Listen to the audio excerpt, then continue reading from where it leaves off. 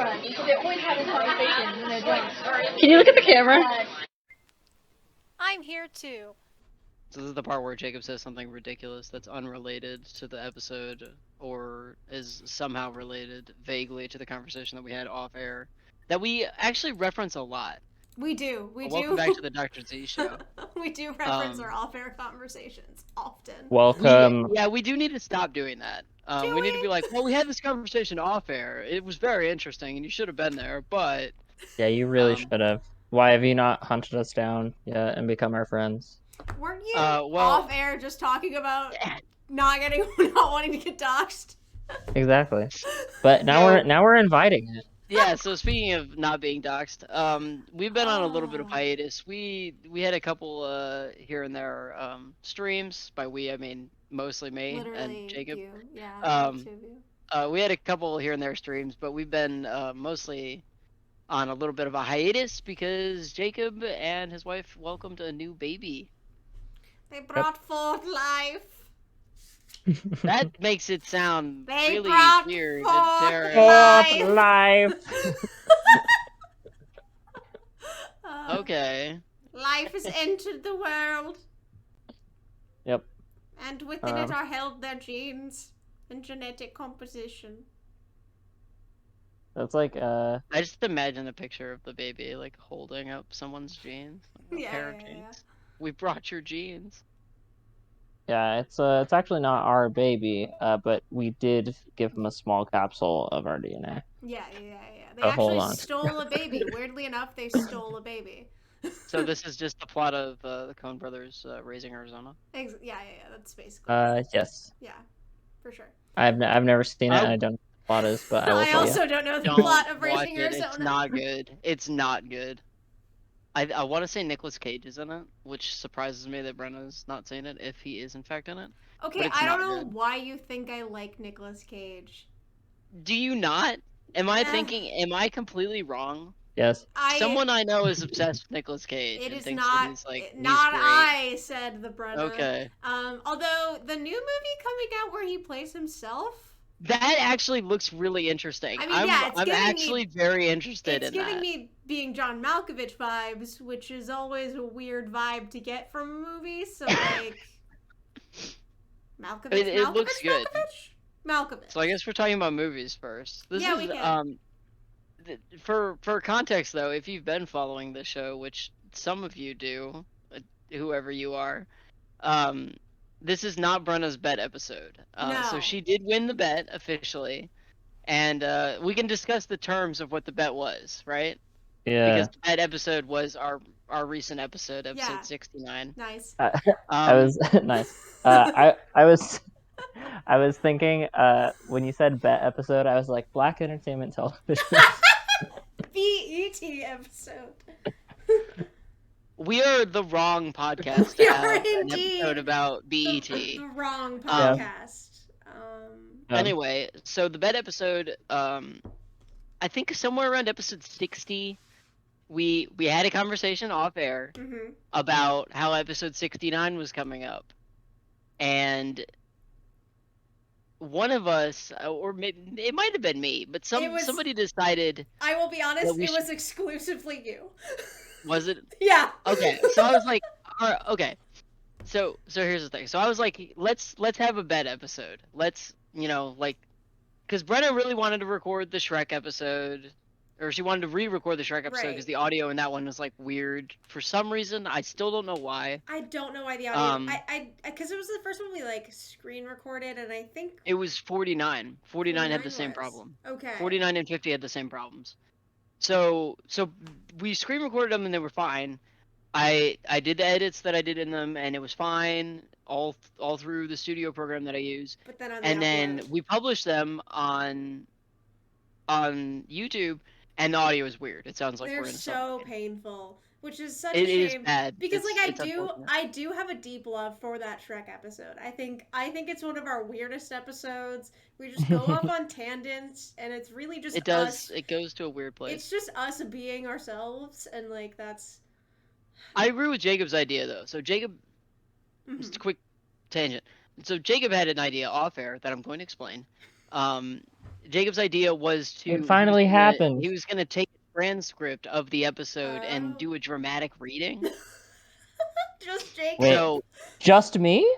no, Yeah. you said that you were gonna take a transcript of the episode, and that this episode should be us doing a dramatic reading. Oh, I do like that.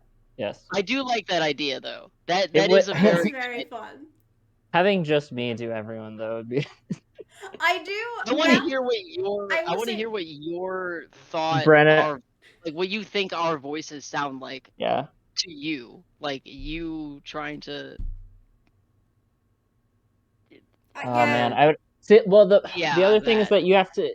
We were talking about vocal tics off record as well, and I would. He's Now we're explaining that we're talking explaining about them. Yeah, okay. Yeah, so I would have to. I'd have to pay attention to, because that's the thing that's the most convincing when you're doing an impression is not just the sound of the voice, but the phrasing as well. Yeah, Having a vocal tick. getting it's not even just like ticks and like catchphrases. It's like getting the flow of how someone speaks. That's the key. If you can nail the flow and the like Hustle. general no. That was a movie reference. Was it now? I like that movie. Okay. I haven't Don't actually hate. seen Hustle and Flow.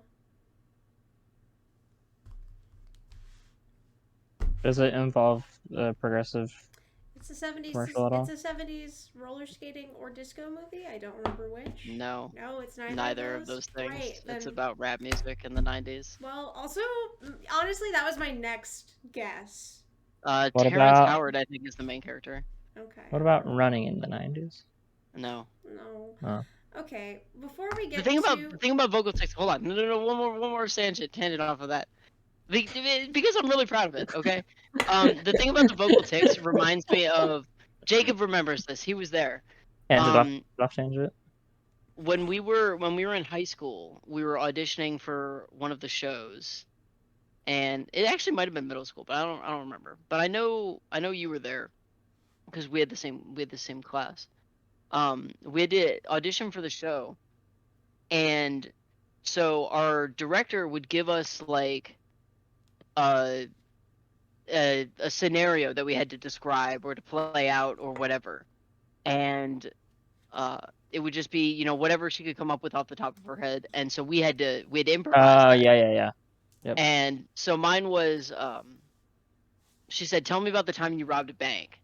And so we were given like a minute or two to think about it, and then she would say go, and we had to just Yep. run with it. Mhm. Yeah. I So- think it was just drama class. I don't remember this feels as like being a auditioned. drama improv thing. That's Well, think, it was part of. We had to do it as part of our audition for the show if we were in the class. Oh. interesting. But so I thought about it, like she's like, okay, here you have 30 seconds or whatever to think about it. So I was like, okay.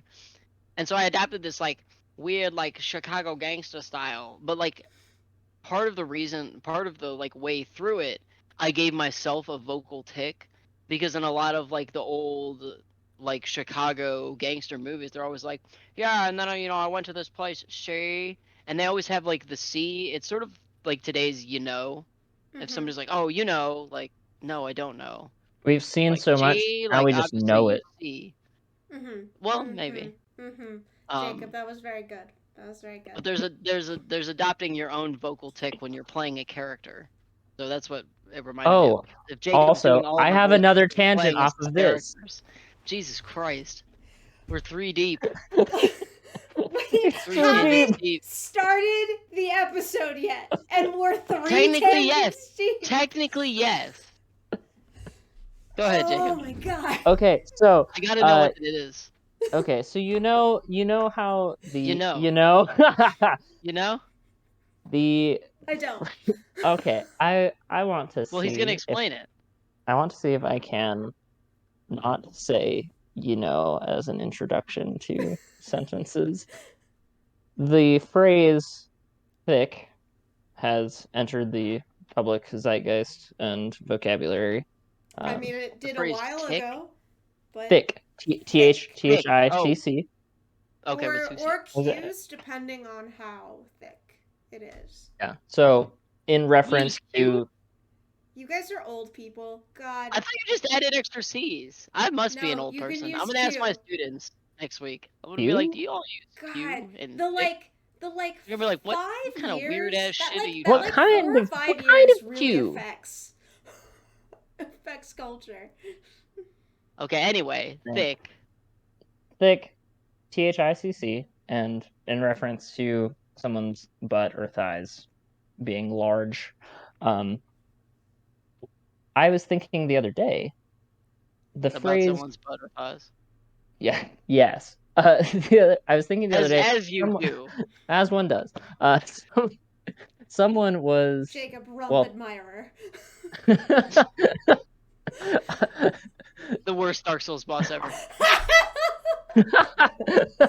no, They're demon souls. Come on. I thought about no, I thought about the phrase broad, He's fully as in Oscar. some broad. Abroad. Broad Broad you as know? in like a woman. Yes, but then I was Okay. thinking, wait a second, is that just a precursor to thick?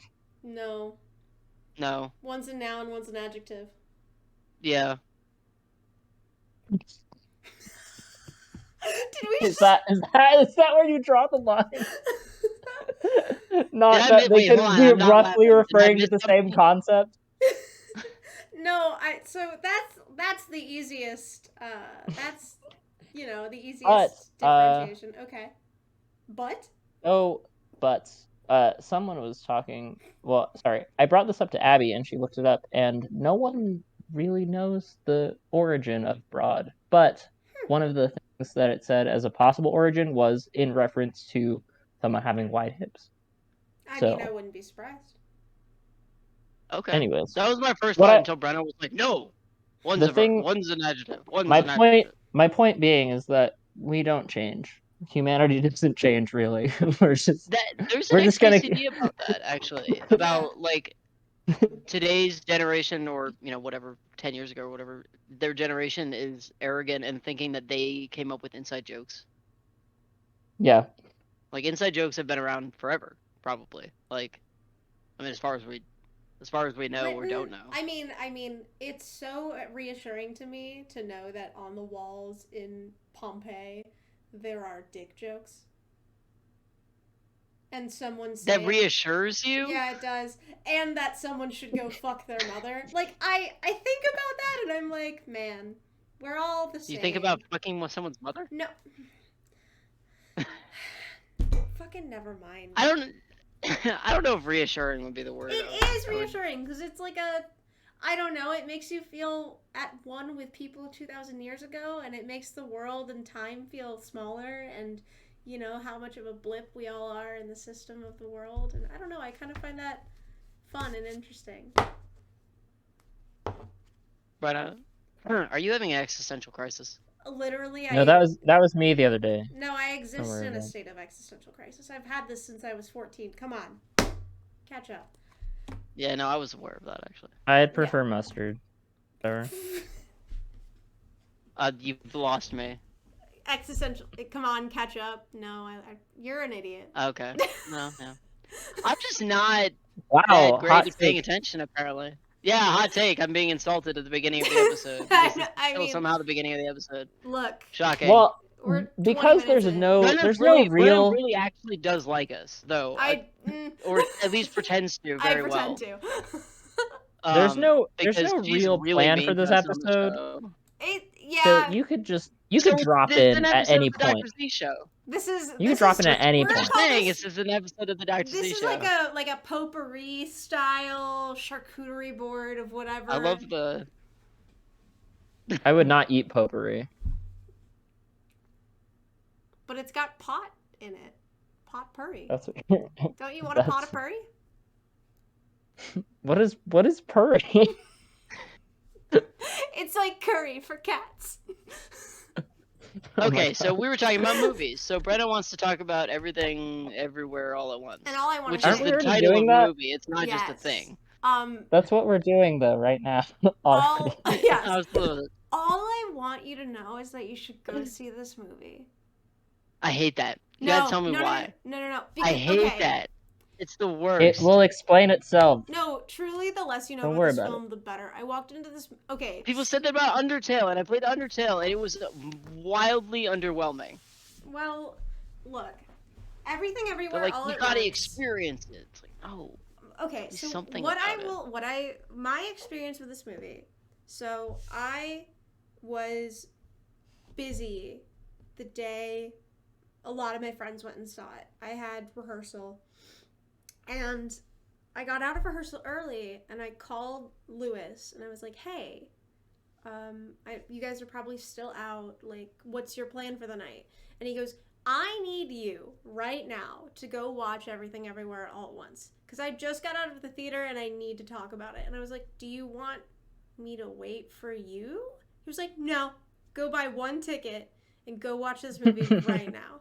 That's what I did for No Time to Die. I was like, I gotta see it, and I can't wait for my wife to be free. So she was well, like, he'd "Can I go already see seen it?" it. So that was their Right, like no, fair. afternoon. Was like they went and saw it and then got Ethiopian food. Was like their afternoon. And didn't talk to each other about it. No, they did, but Oh, okay. he wanted to come home and talk about it as well, Oh. and didn't fair. want to spoil anything for me. So I saw this movie alone, like post workout on a Sunday evening, sitting between two strangers. Honestly, it was great. This movie is It's honestly. so It's not. it's this movie is a sci-fi adventure, Okay. and I'm interested already. Like, that's all you had to say. yeah, it's a sci-fi adventure, and the main character is very interesting. She's great. Okay. She's great. Okay. And the actor who plays Would you? So, from what I know of the trailer, could you also very loosely describe the movie as or the plot as a movie about a woman existing? absolutely. Also, Nice. it's a family comedy. Interesting. Okay. This movie is a lot of things. You could argue it's everything. It's everything everywhere all at once. Yeah, there's the joke. Yeah, so I highly recommend it. And I was hoping that either or both of you had seen it so I could actually talk Okay, about it. I'm actually now interested to go see it. Before someone was like, "You should see this movie," and I was like, "Why?" And they're like, "I can't tell you," and I was like, Well, "Then I'm not gonna." It'll So ruin the plot. now that you're explaining even that little bit of the movie, that's like got my interest. Yeah, it's great. And then I also saw The Northman. Hello, cat. As an aside, though, real quick, I firmly believe that a form of self-care is going to the movies by yourself and seeing a movie by yourself, and just enjoying that time. My time. Maybe that's just because No. My time for a tangent. My time for a tangent and a rant. You both had yours. It's my turn. Ours were off air. I'm not ranting about the thing I'm gonna rant about yet. You both just tangented. We tangented. We didn't rant. It was different. I'm not gonna add the rant count yet because I'm gonna add your rant count, but not mine because I haven't ranted about the thing I'm gonna rant about yet. So, self-care is not just doing basic existing things. Self-care. What? No. All my self-care. Self-care should be more than just taking a shower or drinking a hot cup of tea. Okay, have a baby first, and then talk to me about self-care being taking a shower. Oh man! Yeah, now this he is can a pull that historic card. day. He can pull this that is a card. historic day. This is the first time that Jacob has played the have a baby, and then you can, yeah, like the don't step to me, I have a child card. Yeah. This is a historic day. I will mark this on my calendar right now. I'm kidding though. You're absolutely right. Right?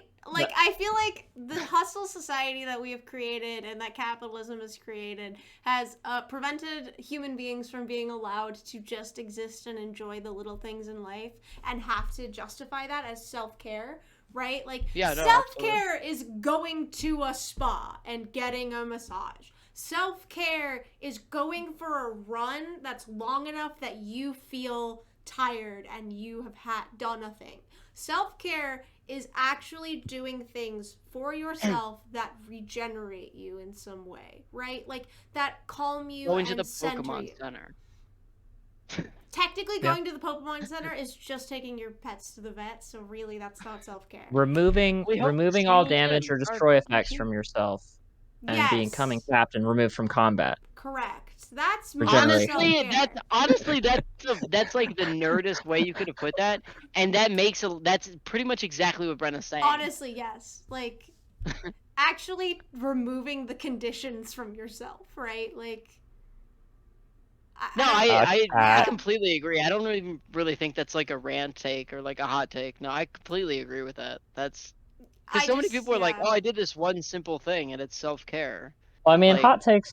I mean, it's temperature's relative. To some people, that could be a very hot take. That's a hot take, yeah. No, actually, I think he's right. Well, But no, I completely agree. Go out of your way to do something for yourself. Like, that's self-care. Like, yeah, like going to a movie is just enjoying a moment of time. Well, I think I see going to a movie by myself as doing something for myself. But I also think basic enjoyments aren't self-care, right? Like, okay. Also, I don't know. I I think don't go to the movies that often, so it's more. Well, it's like it's just past the but basic. that's a enjoyment for new me. thing for you because of the pandemic. You went to the movies all the No, time that's true. pre-pandemic. so. You're like something- a movie goer. Like, I mean, I like movies. that's what I'm saying. Yeah, no, I think okay, you're right. No, I it's know. fine. another broad- I know I'm right. That's the thing. another broad way of describing Jacob, this. back with the brods. Broadway? Yeah, the broad. The Broadway, the street where only women can walk. I lived on And then Broadway. 100 years from now, you're gonna hear about Thickway. But what about Safeway? The famed, Safe word way. the famed center of the performing arts. On Thickway. Okay. Yeah, now I'm trying to like fit it. Okay, in. wait, It's sorry. not It working doesn't out. work. I think a little bit of because Brandon, to your point about like capitalism and us feeling guilty about existing. Sometimes self-care can just be you feeling like you're imposing control on your own schedule. I mean, that's true. Oh God, yes. But that's also, Yeah. but that is Oh, God, legitimately yes. self-care. It doesn't even matter what it is. Yeah. You're like, I'm gonna take this time to just sit and go through. Like I was And looking at that's a Guitar allowed, Hero yeah. guitar we have. Like I'm just gonna replay through without actually having a copy of Guitar Hero, like through the Fire and Flames, because I remember the fingering for it. Like, and no one's gonna talk to me. Like. Are you okay? No, because I had literally the exact same thought pretty much exactly a month ago, and I just replayed all of Guitar Hero 3. And I was just like, this is just a... And I remember my wife came downstairs one day, and she was like, what are you doing? And I was like, playing Guitar Hero. She's like, why? I was like, because I want to. I'm taking time to do something for myself that I want to do, and that's play Guitar Hero. I mean, So the fact that Jacob just brought up playing Guitar Hero was very... Self-care is like a very non-narcissistic way of going on a date with yourself. what a quote. Actually, yeah, no, that's... Okay, this is the self-care I'm taking me out, and we're gonna have a great time. I've been really looking forward I don't know if I'd put it that way. I've been really looking forward to this date for like a while, and I'm just really That's the narcissism. I think myself and I have Look into a really mirror where you good say that. connection, you know, and I think stood myself. I mean, like you I'm can stood myself up. You can stand yourself up on a date if you like cancel your And it own feels plans. bad. Yeah, and it feels bad. I've definitely stood myself up on a date where I was like, I'm gonna go do things and like have a day and like be I did this literally 2 days ago. Yeah. and productive. That sucks. And then you just don't fucking do any of that shit. The worst part is it's not because you have other things to do. The No, worst part it's- is usually because you just like sit there and you're like, I'm gonna do things, and then you just don't. You just still sitting there 2 hours later. You're like, Well, wait a second. I think there's a difference. Like, are we sitting there because we've lost time and dissociated due to mental disorders, or have you just sat there because sitting feels nice? Because there is a difference, right? Like, sometimes sitting is just nice. And then sometimes you look down at the clock and you're like, oh my god, it's 7? I woke up an hour ago at 12. Oh, okay, I see what you're saying. I was like, that's not how time works. And I was like, wait, no, yeah, it totally does. That is how time works when you have severely untreated ADHD. Or depression, or anxiety. Or all three. Or all three together all at once. Nothing, nowhere, never. The anti-movie. Oh, boy. Okay, so that weirdly segued back into Everything Everywhere All at Once. It did. Go see it. Are there other movies we want to talk about that we've seen? Have we seen any movies? Or have we all just been I saw the sitting in a chair Northman. disassociated? I don't like... Wait, you want to talk about how bad it was? It's not... Okay, so... Spoilers for the Northman ahead. There's a lot of interesting stuff about this movie. So... It's told with like a fable a lot of ways. So like you get weird cuts of like tapestries. Like a fable? Yeah, like a Okay. like a Not like the game Fable. But no a fable. Okay. a fable. You get weird cuts of like realistic tapestry images. Like the Valkyries picking up a body and flying them into the sky, or like Into the sun. yeah, or like Hey man, Icarus, you want to get some hot wings? Oh god, I'm so sorry. or like there's a recurring bloodline CGI that's like, I'm going to pass my blood, like, you are the next king. You know what I mean? Like, That's not really how Gaelic sounds, but I see where you're going. it's not Gaelic. No, it's a Viking. They are a Viking. Men. Their religion is being a Viking. They're Norse. They're Nordic. They Fair. talk to Odin and they talk about Odin and Fenrir and Freya a lot in the movie, which is neat. So it is like, it does take the Norse influences of the deeply, North. deeply. Okay. Yeah, deeply Nordic. It's not just like, we're gonna generic northern movie. So early on into the film, Alexander Skarsgård's character, whose name is pronounced differently by every single person in this movie, so I do not know what his name actually is in the movie. Oh no. Yeah. Is it Ung? No, it's like Hallmar,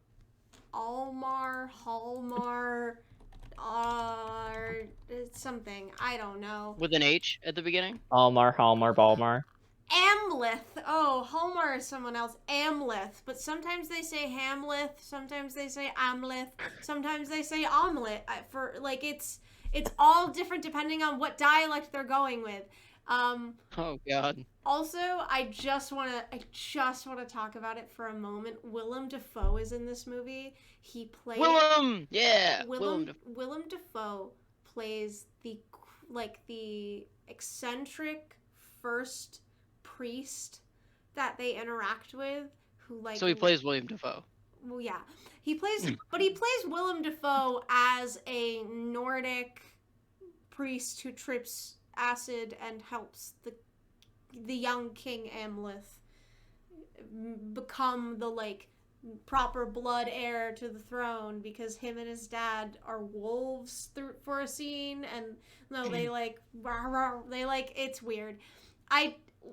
There are parts of this movie I can't. Inside all of us are two good boys. Inside all of us are two wolves. They're both good boys, and they're both tutus.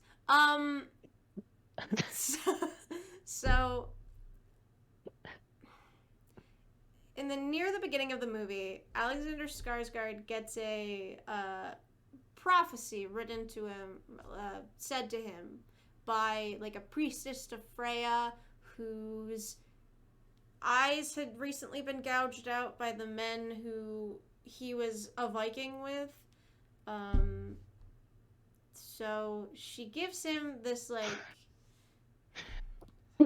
Sorry. The base plot of the movie is that Alexander Skarsgård's dad, who is the king, is murdered by his half brother, who then takes over their kingdom, land, tribe, and steals Alexander Skarsgård's mother, the queen, steals her away. That's the plot. And that's it? That's the whole plot? It's a revenge plot, basically. So he's like, I'm going to go do it. So he runs away. I'm gonna do the revenge. Yeah, I'm gonna do a revenge. So he runs away and is taken in by a different tribe, and we meet Alexander Skarsgård. It just says years later, and it's him as an adult. And he finds out that they're taking, they'd just done a raid. They'd have a Viked. Then Viking. Is that a real noun, or are you making Viking it up? is a noun. I love it. I love it. I don't know if a Vike is correct, but but you go a Viking. It is now. You go a Viking. It is now. Yeah. I love it. I love it. So after completing their Viking, he's like they're like drunk and celebrating, and as you do. He like wanders off and wanders into a temple to Freya, and this priestess gives him does not give him boobs, actually. No, Anya Taylor-Joy has. No, I said oops, as in like, oh yeah, I just wandered into this temple while I was drunk, like in every other adventure movie where I read a prophecy. He was called into it. You know what I mean? He had a pole. And this woman tells him he's going to have to choose between his hatred and his family, basically. So he assumes it's about his uncle who killed his dad. It's half uncle. What the fuck ever. So basically, I'm actually. Who cares? Yeah, who you're cares? right. So great. The next day, he finds out that they're bringing some of the captured people to this compound in Iceland that his half uncle is now living on, because he got his land taken away from them that his dad had conquered and stuff. So like he was like, oh, I have to go. So he disguises himself as a slave. He like cuts off his hair and brands himself, and he goes and he becomes a slave. And then he meets Anya Taylor-Joy, and they fall in love, and she's super down with killing people for him. And she's like a druid, so she like finds a bunch of hallucinogenic, yeah, shrooms, and like poisons all of the guards so that he can go talk to his mother. But it turns out his mother asked the half uncle to go murder the horrid man, because she was once a slave too, and she was captured and made queen, and she didn't want to be, and you're the product of evil. It's like and so this woman that Alexander Skarsgård's character falls in love with is totally 100% in the beginning believes that he is this other man that he says that he is, and is not a slave. Yes. Okay, yeah, no, tracks. Yeah. Tracks. Terrible writing. Continue. And then also, just for weird reasons, Anya Taylor-Joy's character looks exactly like Nicole Kidman's character, and they both have long blonde hair. And there's like a really deep parallel of like Oedipus mommy issues. Yeah. Brody. So yeah, Freudian. Although fuck Freud. Motherfucker. So the end of the movie, they escape. He kills his mom and all of the like kids. Yeah, he kills his mom. It's really cool, actually. Wow, holy fuck. So he kills the mom, and then his little half baby brother, who he had saved earlier in the movie, then jumps on his back. Half baby? Weird. And like jumps on his back and starts stabbing Alexander Skarsgård. Oh, what the fuck? Oh, okay. Like I was like, he knife. does that to his little brother? Wow. No, the little brother does it to him. Okay, and right. then 'Cause he murders him super hard. And then his uncle walks Christ. in and picks up his kid's body and just drags Nicole Kidman and is like, "I will meet you in hell." And then they go fight naked on a volcano. But before they fight, they fight. Wait, hold on. They fight each other naked yeah, on a volcano, yeah, or they just okay. yeah. But before They fight the any, concept of nakedness. so before any of that happens, though, he and Anya Taylor-Joy are able to like escape, right? Like they get away, they get on a boat. It's a big deal. And she's pregnant with twins. And Somehow. well, they fuck. You see them. Yeah, but like they knew somehow. That... Oh, he kissed an open wound on her neck, and he saw his bloodline within her. I don't know. We don't question. Yeah, we don't have time. We don't have time to unpack all of that. Wait. No, Are you Jacob, saying, we're not waiting. No, no, wait, there's no. no waiting. There's no Are waiting. you saying that the two movies recently where blood has been a major part of the plot have been bad? Yeah. What was the other one? This Morbius. Oh, Morbius. Oh, You're God. right. We're not even... Morbius was terrible. We're not even going to talk about it. We're going to leave it there. It was terrible. I haven't seen Morbius. I haven't seen it, and I have no intention to. On this? Don't. No, I don't want to. But I don't want to because I hate Jared Leto. But also, I watched Eddie Burback's video going to see Morbius. Yeah, I just finished watching. It's so... No, that's an acceptable substitute, yeah. But also, he bought 5 tickets to Everything Everywhere All at Once instead of Morbius, so... Valid. Go see Everything Everywhere All at Once. My favorite thing is the top comment on, or like the highlighted comment on his video is that like him sneaking into movies makes him a more compelling anti-hero than Morbius. Yeah. Yeah, I just hate Jared Leto because he runs a weird cult and a girl cut off his ear and gave it to him, and instead of saying, "Hey, don't do that," he was like, "That's cool." Anyway, do you not know about cut off her ear? Not his ear? No, I did know about that, but yeah, the 30 Seconds to Mars. Talking about it again, that's bad. Yeah, because I'll never forget it. Anyway, so the end of The Northman. Okay. She has twins, or is pregnant with twins. Yeah, so he kisses her. Before the naked man fight. Yeah, so he kisses her neck and he's like, "Oh, you bear children of mine," and she was like, "I wasn't going to tell you until I knew that they were safe." And then he like... Are they Russian or Norse? They're Norse, but yes. no one's accent is good, and her name is Olga. I don't know, okay? Okay. So... Just checking. He's like, "Our children will never be safe as long as the guy. His uncle. Finger bang. I don't remember what his uncle's name is. The uncle. As long as the uncle is what her alive. Name? Bjork is the weird priestess. That makes sense. Okay. Bjork. Because I knew Bjork was in the movie, and I was like, "Fuck is Bjork in this movie? She's the Isn't weird that the priestess." name of... No, it's Bezoik. Never mind. I was gonna say, isn't that the name of the planet in Chex Quest? No, No, Bjork is the pop star. Right. Okay, She so... declares independence. Yes. So, he has this moment, and he's like, "Our children will never be safe as long as he's alive." And he was like...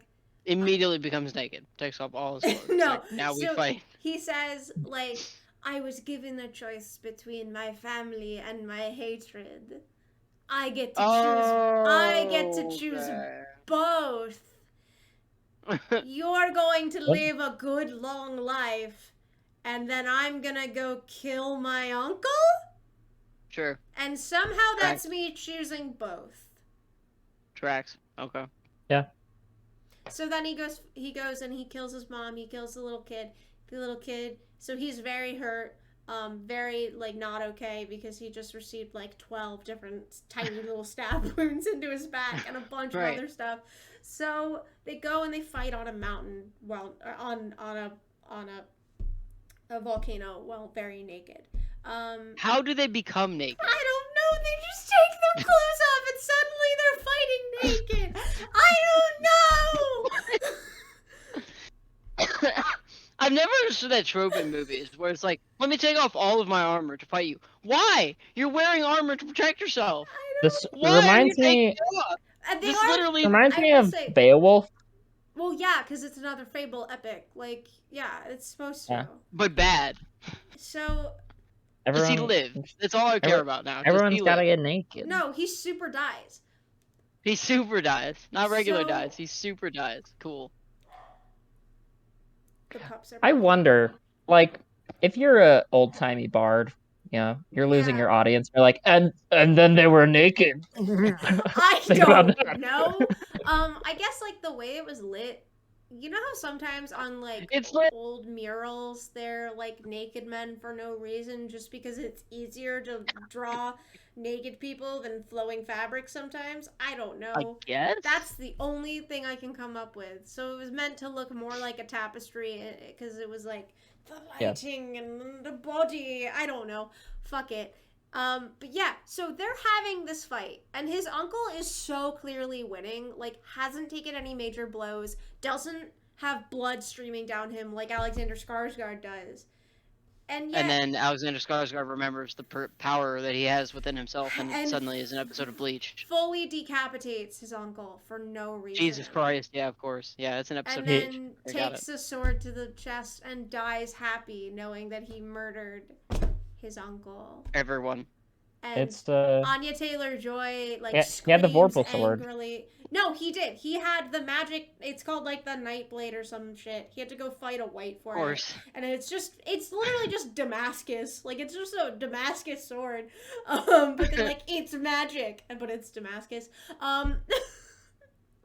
And then like yeah, Anya Taylor-Joy like as he's like swimming off the boat to go fight his uncle, she's like, "No, don't do it, no!" And then like summons the power of the wind to like make the boat go faster away from him. I don't know. There's a lot about this movie. My friends really liked it because they thought the fight scenes were cool, and like some of the fight scenes were cool, but the last fight scene was so anticlimactic. It's like I don't know. we should all see bad movies more. Do you know what Well, wasn't no, a bad? Brenna should see bad movies more because I'm loving what I think this movie is now. It sounds so bad. Well, like it Oh. does. Now they do start the movie with a boy destined for Valhalla, like so you like know he's gonna die, but also why did he have to die like that? You know. Also, do you know what wasn't You know? a bad Because movie? dying as like an old man with twins is boring. Yeah, whatever. It's not exciting to watch. But it doesn't I make guess. sense because it doesn't make sense from the plot that they had laid out. Like No, okay, But- that's fair. But if the main character dies at the end, it must be a compelling narrative. Do you know what was a compelling narrative and the main character didn't have to die? Fucking Gotham. The Batman. The Batman. The Batman was I great. loved the the Batman. I thought it was a great I haven't seen the movie. Batman yet. It has my favorite color palette, just red and black I mean, yeah. everywhere. Also, Paul Dano always has my heart. Like, literally, since Little Miss Sunshine has always had my heart. Every time I see him in a movie, he's playing some little evil man, and I always just say, Oh, yes, yeah, please yeah. continue playing little evil men in my life. Okay. I Oh. guess I need to see the Batman if It's both of you liked it. great. It's really I haven't seen it good. yet. I haven't found anybody that's Hot- like, yes, definitely see this movie. Hot take! It's better than the Dark Knight trilogy. Woohoo! I don't think that's a hot take. Yeah. Why are you it's- Mario? I just want to be. Yeah, it is a hot take. Because a lot of So- people are Really? like, Christian Speaking Bale." of media that has been recently watched, so series that Abby and I have just recently watched Uh-huh. were Dope Sick, Dope which is sick? about Dope Sick on Hulu. It's about the Sackler family and the takedown of like the OxyContin industry and Purdue Pharma. Okay. Um, okay. Yeah, yeah. Fantastic, absolutely fantastic. Interesting. I don't know if this is how the actual Richard Sackler sounds, but the actor had a very interesting voice for him. That was just kind of like this Is that all the time. Michael Keaton? No, Michael Keaton plays a Plays a doctor, doctor. like a small town doctor. Anyways, Sackler Dopesick. is. I have no idea who Michael Anyways, Stuhlbarg is. Dopesick, fantastic series. Villain. I mean, it's based on true events and everything, but the villain of the narrative, Richard Sackler, has a weird voice. Cool. We watched all of Daredevil. Kingpin. Vincent Kingpin. D'Onofrio's Kingpin has an He's got a interesting little, way of speaking. Little bit of a weird. He talks like this, and he emphasizes. He's very gruff when he emphasizes his words, and he's very sincere. I do like his Kingpin. I really do. Yeah, I think he's fantastic. A great Kingpin is the best Kingpin since the original '90s Spider-Man cartoon Kingpin, who was a great Kingpin and sounds similar. Good Kingpin. So, two series, two villains, weird voices. Then we watched we were watching two different things, and I can't remember their names right. So we watched We Crashed on Apple TV. Oh yeah. Which is about the fall of WeWork. It stars Jared Leto and Anne Hathaway. They're both good in it. Unfortunately, I've learned recently that Jared Leto isn't great. But it's still a good piece of media. So I don't know. I don't know why they keep casting Jared Leto though. Like. Because he's that weird actor that it's edgy to cast in things now. But Anne Hathaway, I mean he's the actual guy. Adam Newman was Israeli, and so to say that he had a weird voice as the villain, it's wrong. He's just a man with an accent. Just a man with an accent. Yeah. There's just a man with an accent. Weird affectation. But Anne Hathaway's character, as his wife, does have a weird way of speaking that's very elevated and kind of like, so that, one of those people. That like California woman kind of thing. Yeah, absolutely, for sure. Okay, so another piece of media where you have a villain with a weird voice, and then let's see, the other one that we watched. I can't remember it off the top of my head right now. Let's see. Start describing it. Oh, okay. So, it was about Theranos.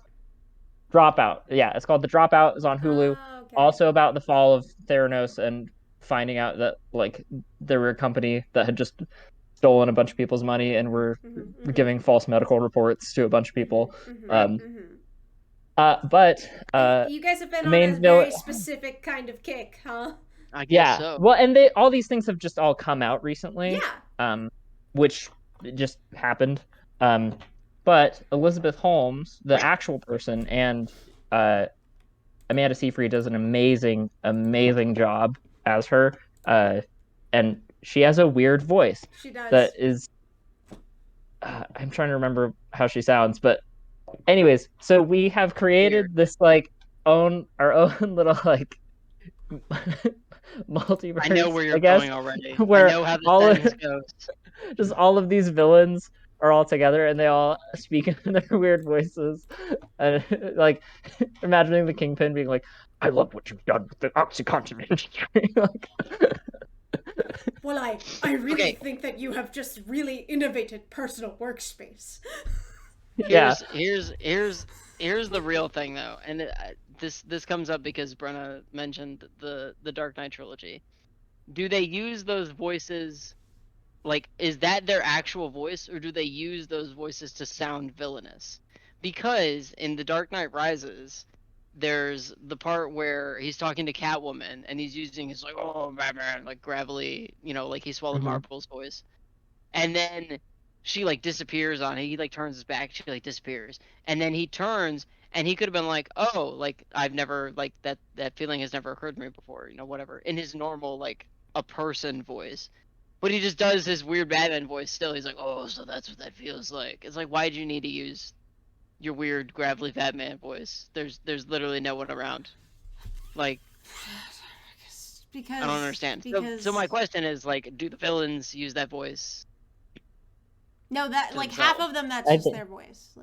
Also, it is true that Elizabeth Holmes, the person, decided to make her voice weird and deep as a way to try and sound more serious. And so she used to sound just like a normal person, but then she started talking like this all the time, to I don't know, convince people she was good at things. More serious. I will also say though, like as a female who doesn't enjoy having a high pitched voice, I do often pitch my voice down to sound more serious. Like you are right now. Yeah, exactly. Okay. Like I do it regularly because I'm insecure about my high pitched voice. Wait, are you saying that when you talk like your little baby voice? Is that your real voice, Brenna?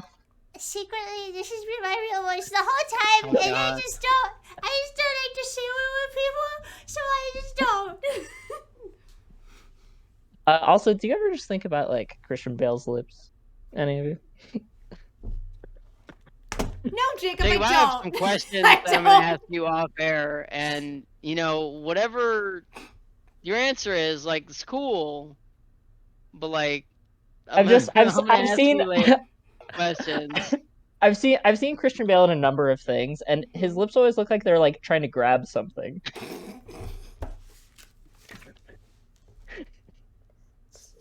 I just want to take a moment to drink that in.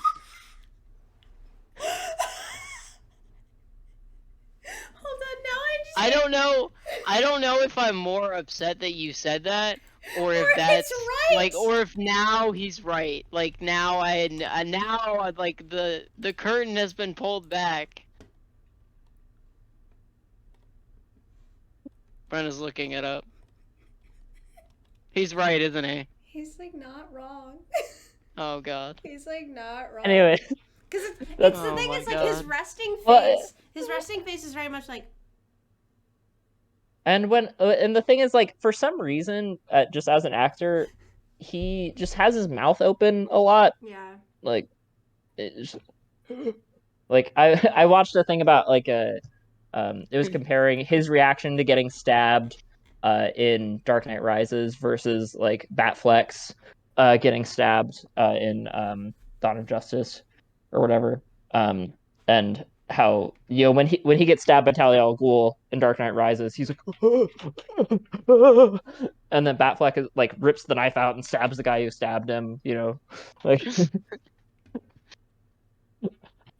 But I love that love it's not Batman played by Ben Affleck or Ben Affleck No, is it's Batman. I love Batfleck. it's just yeah, it's Batfleck.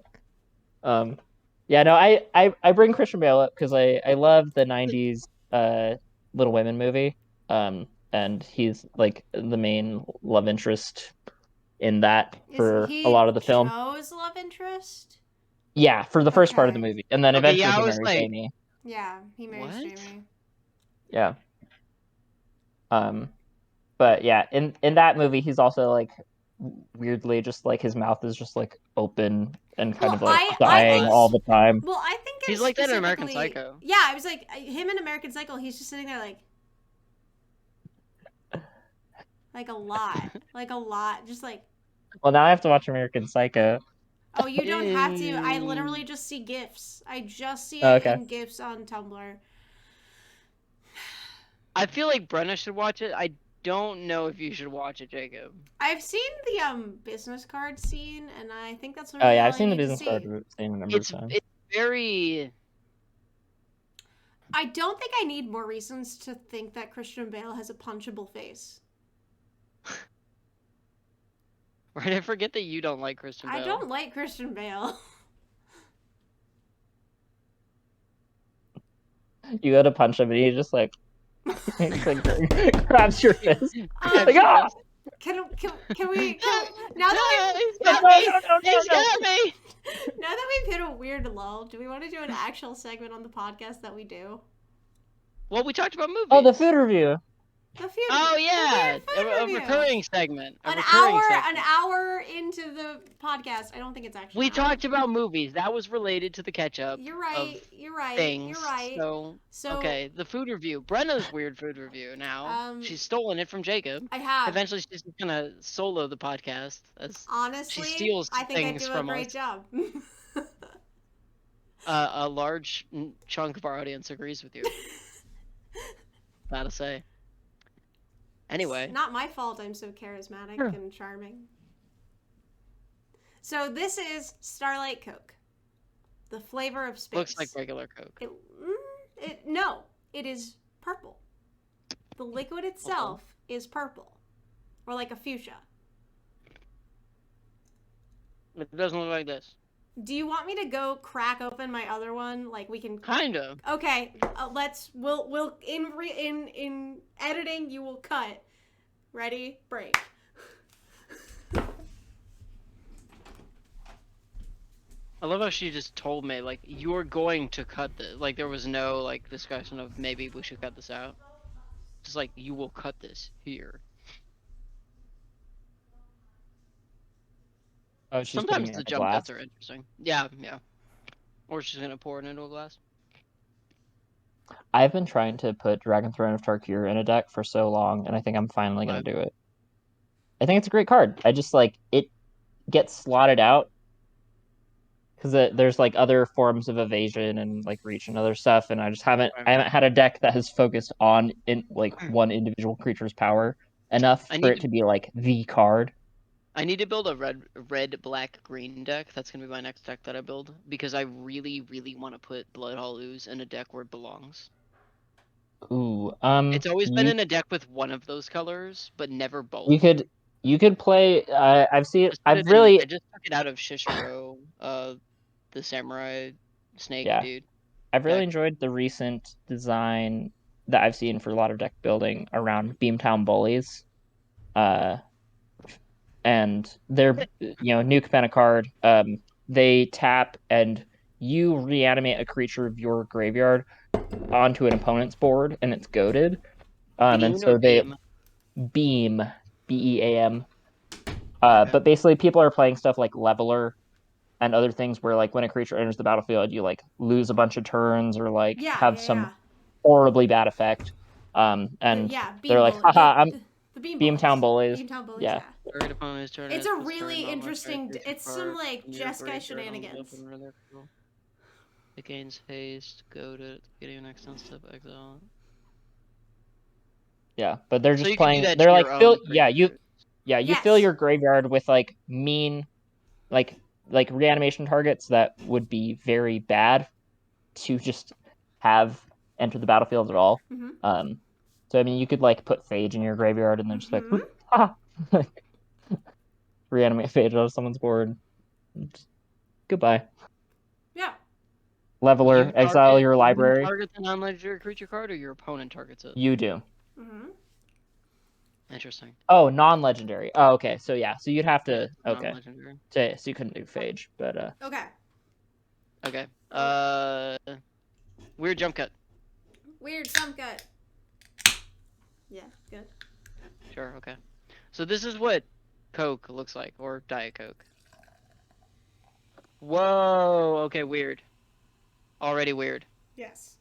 Is oh, the fizz geez. pink or is the fizz the same color as the drink? Fizz is the same color as the drink. It's just weird lighting contrast, right? No, that's fine. It's wow. Face. So, Space is red. yeah. It's like a reddish, pinkish, purplish tone, depending on. It looks like someone failed at making a Shirley Temple. So, it is space flavored, right? Now, have either of you had orange Coke, like the orange vanilla Cokes, or like a cherry Coke? You know, the flavored Coke. I've had cherry Coke. I've had the I've had cherry, cherry yeah, cherry vanilla Coke. This kind of tastes like you put like vanilla Coke, the orange vanilla Coke, and a cherry Coke together. It's very sweet. It's very light.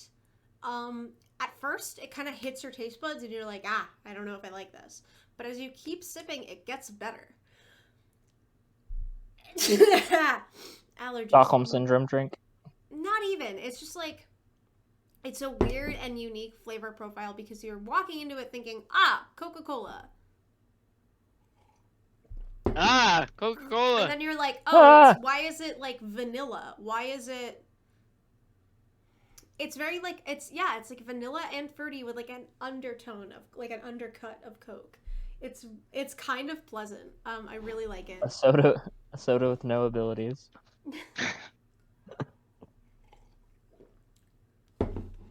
So that's my review of a Starlight Coke. Apparently, space tastes fruity. You have to do the scale though. Oh yeah, what's your scale? Yuck to yum. Oh, yuck It to goes yum. up to 5. It's like I give this like a 4 on the yum scale. 4 Personally. yums. 4 That's the yums. highest I That's- think anything has gotten on Yeah, the that's show. pretty good. That's I high don't know. praise. I don't know if everybody's gonna think it's a 4 yum kind of thing, but it's. But as someone who loves vanilla Coke, As someone who loves vanilla Coke and has a deep appreciation for it, I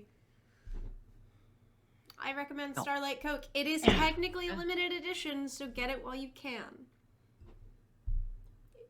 because it comes in a can. If you buy it Jokes in are a bottle, funny when you explain them. Anthony's joke doesn't work if you buy it in a bottle, and I recommend buying it in a bottle if That way you can possible. contain the Just void. bite him. Yeah. Contain space. Okay. So Then you make bottle rockets. You could, Jacob. You could. And you can send your space flavored Coke to space, where it belongs, amongst its people. You have to sanitize it first. Who are we? I must Elon go. Musk? My people need me. No one should have $44 billion. But Elon Musk buying Twitter aside, Elon Musk is three crypto bros in a trench coat.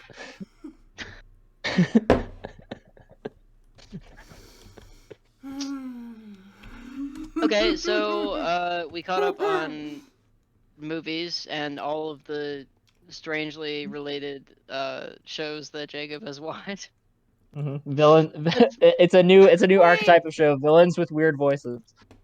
Wait, can we talk about? Okay, I was googling Elon Musk because I wanted to see if he's gonna have to pay a fine about any of this or what the deal has happened.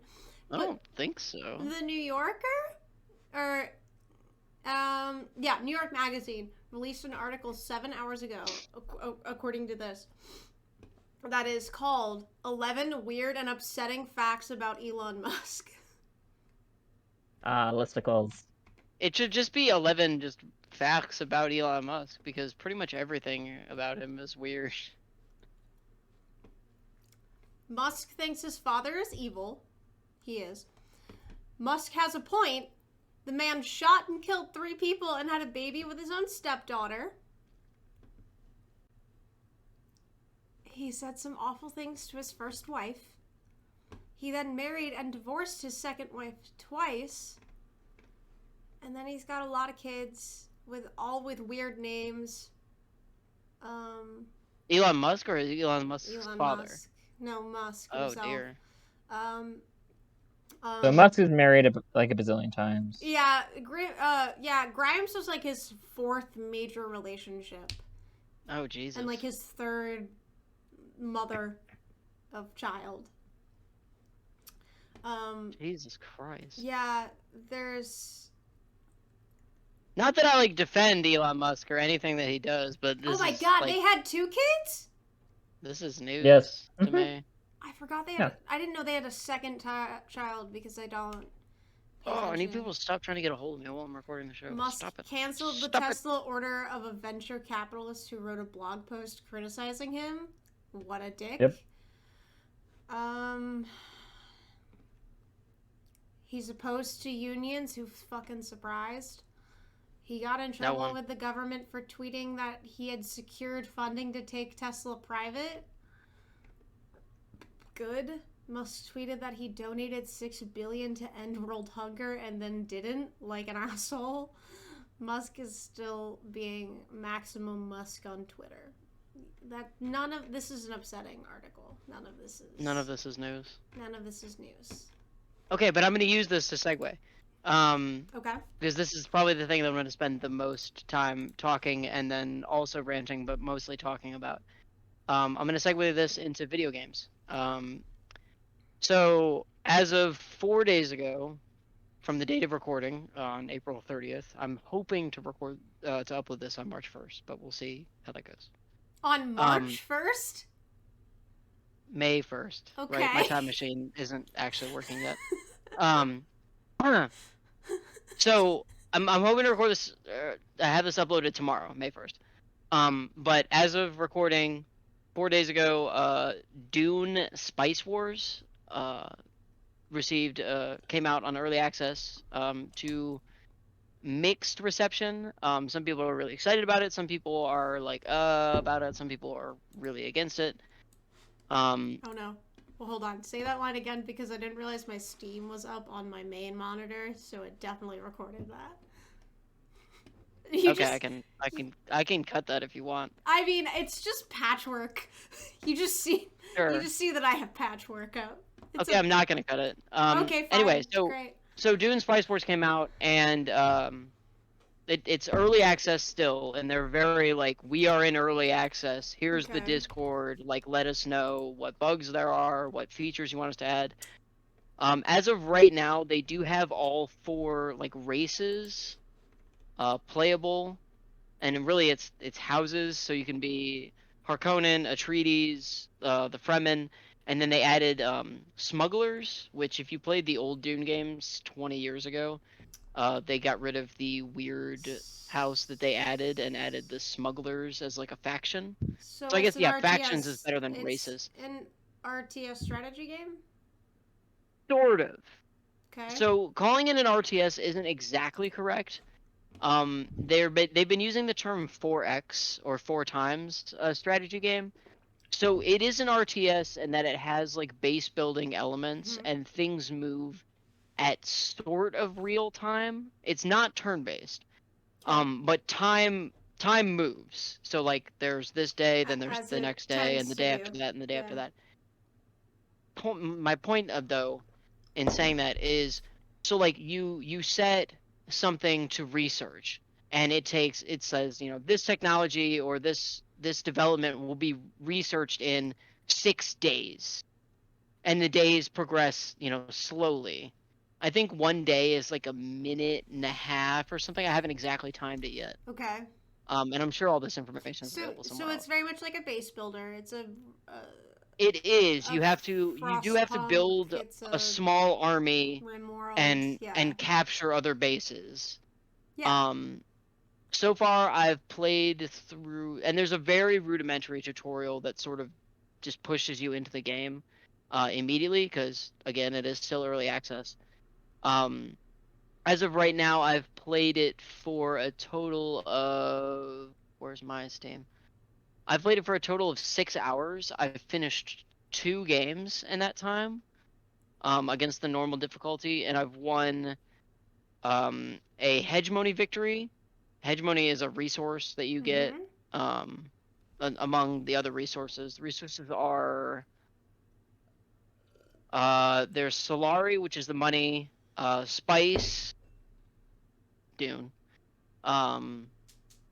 manpower, fuel cells, plasticrete, water, Landsrad points, and there's like a government points. I don't know exactly what that's called. Cool. And then you get a hegemony score. And as you progress through the world of the planet Arrakis, you can do certain things that will increase your hegemony score. So votes will come up every month or so, and so let's say this month's votes are okay, so all plasticrete upkeep is going to be 30% more. Do you want to be for or against this vote? How many votes do you want to put towards that? We're going to nominate one of the houses, and they're going to get 2 of these special guard units at their main base. Who do you want to nominate to win this? You know, how many votes do you want to put towards that?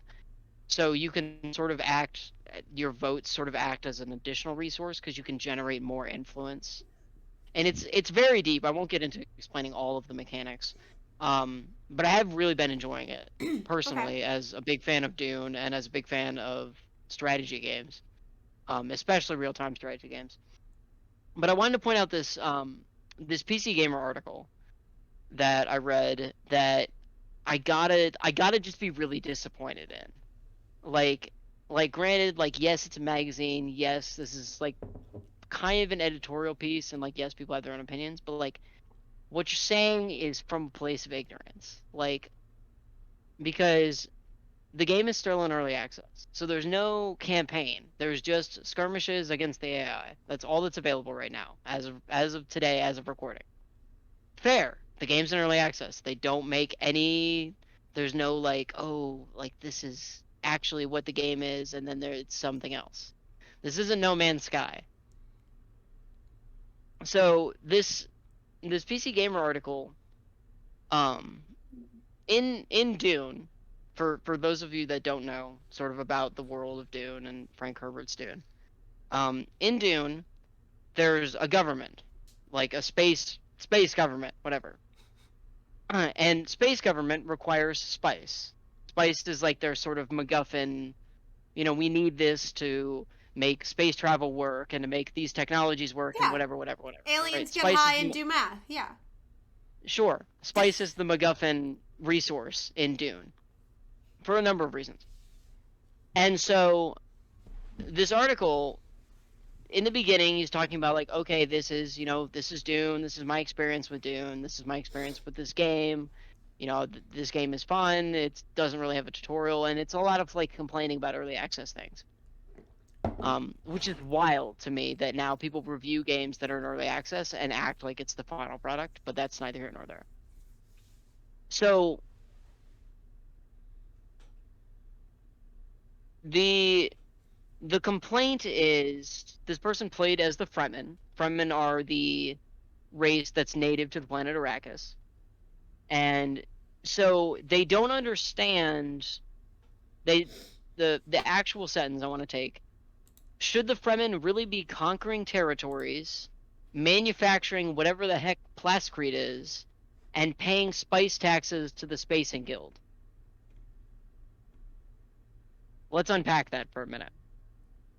So, the Fremen, as described in Frank Herbert's Dune, by the author of Dune, the Fremen conquer each other. They fight each other in wars. They didn't start fighting other people until other people invaded their planet. 1. So yes, the Fremen should be conquering territories. 2. The Fremen use plascrete to build buildings. Everybody uses plascrete to build buildings because it's fucking concrete. It's literally concrete. Yes, you use it to build buildings. So yes, the Fremen should be manufacturing plascrete if they want to stand a chance against the other races invading their planet. Or houses, in this case. And yes, they should be paying spice taxes, because if they don't pay spice taxes, then the government, not the Spacing Guild, whoever the fuck they are, the government comes and they send their army. And the government army is scary. The government army isn't just like, oh, this house is like very militaristic, this is House Harkonnen, and they have a lot of troops. It's the fucking government. With huge boats. With guns. Gunboats. Like, I mean, so do you know what this just sounds like to me? This sounds like thinly veiled racism. From me or from them? From them. Well, yes, the no, absolutely. Okay, yeah. So that's the thing that gets me is like the article is vaguely racist, even though this person like is like, oh, but I played the Fremen, so it's okay. Like, no, that doesn't make it okay. That's still racism. The thing that I really disagree with is they're complaining about the lack of narration. The game is in early access. You literally could access it 4 days ago as of recording. The publisher, Shiro Games, also the developer, Shiro Games, has been saying it is not, we are not ready to release the full version. Multiplayer does not exist yet, and the campaign is not there. They'll be there when the game is released. But Stop complaining about the lack of narration. Also, stop complaining about the lack of features. Oh, there's no tutorial. The game is in early access. You are PC gamer. You are literally, like, your job is literally to talk about PC games. And, like, you've been talking about PC games for years. You're a gaming magazine. Why are you complaining about these things? I don't understand. Like, share them on the Discord. The developer is like, let us hear all your comments. Put them on the Discord. We will talk to you. The moderators on Discord are literally the development team of the game. They interact with people. I posted, I said, hey, whenever I jump to one of my ornithopter helicopters, the game, hangs for a second. It lags to catch up. Which, okay, yeah, that's a bug that needs to be fixed in the design. Sure. Post it on the forum. They're like, hey, thanks, great. Let us know anything else you find. So Why are you writing this angry editorial article about how bad Dune is and how it's not enough Dune for you when you clearly don't understand the politics of Dune? One, and two, you don't understand what early access means. And granted, the reason I get so fired up about this is because I fucking love space politics. So Dune Space Wars is like a breath of fresh air to me. It's the game that I wanted MechWarrior 5 to be. And MechWarrior 5 is great, but it's just giant robots fighting each other over a kind of bland revenge story.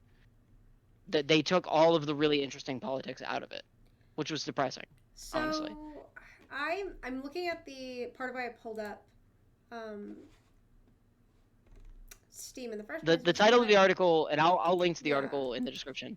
But the title of the article here is Dune Spice Wars delivers the 4 times war, but could use more Dune. Spice Wars is a little bit Civ, a little bit Northgard, and not yet enough Frank Herbert. Early access. Right. The entire game also literally takes place on the planet Arrakis. How much more Dune can you be? Yeah.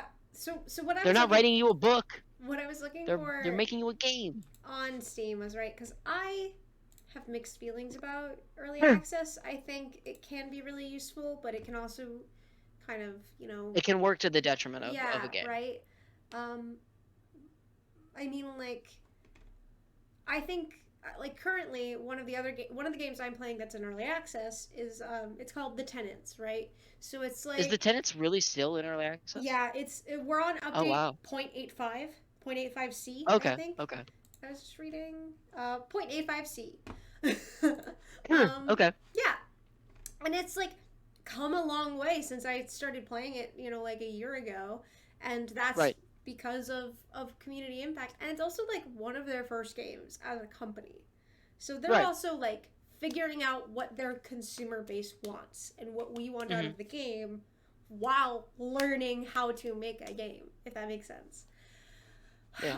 Shiro's having a little bit of the same thing because they've never made a game like this.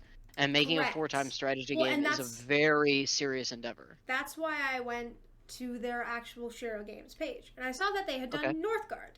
And I was like, oh, Northgard's completely different. Northgard's a very different style of game. So for them, because I was about to say oh, well, they've done other games. I know about Shiro Games. Not like this. Yeah, not like this. They're trying to, and there aren't a lot of games doing exactly this in this day and age, right? Total War pretty much has a stranglehold on the 4-time strategy game. And this is less than Total War. In terms of its scope. But Total War pretty much has a stranglehold on the 4X strategy games. Which is interesting because people were like, oh, this game's like Total War, and I don't like Total War at all. Yeah. It's not for me. Cool, if you like it, cool.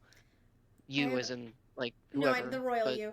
I have a friend who's obsessed with Total War, and he... if you're into Total War, cool, that's the game for you. He gets into it, man. It's interesting to watch, but yeah, it's overwhelming for me. But I was looking at this, and I was looking at their early access mission statement, and they have all the right intentions written out. I would hope they would, right? And a lot. I mean, the road to hell is paved with good intentions, but yeah, I see what you're saying. You see what I mean? So I don't know if reporting about something in early access is necessarily a good idea, right? From an objective perspective. Is this guy is a senior editor at PC Gaming Magazine. He's been covering games and hardware for more than 10 years. Yeah. And he's been a PC gamer since 2014. What are you doing reviewing this game like it's trash when you know better? You know better. Well, another game I'm looking at is... What?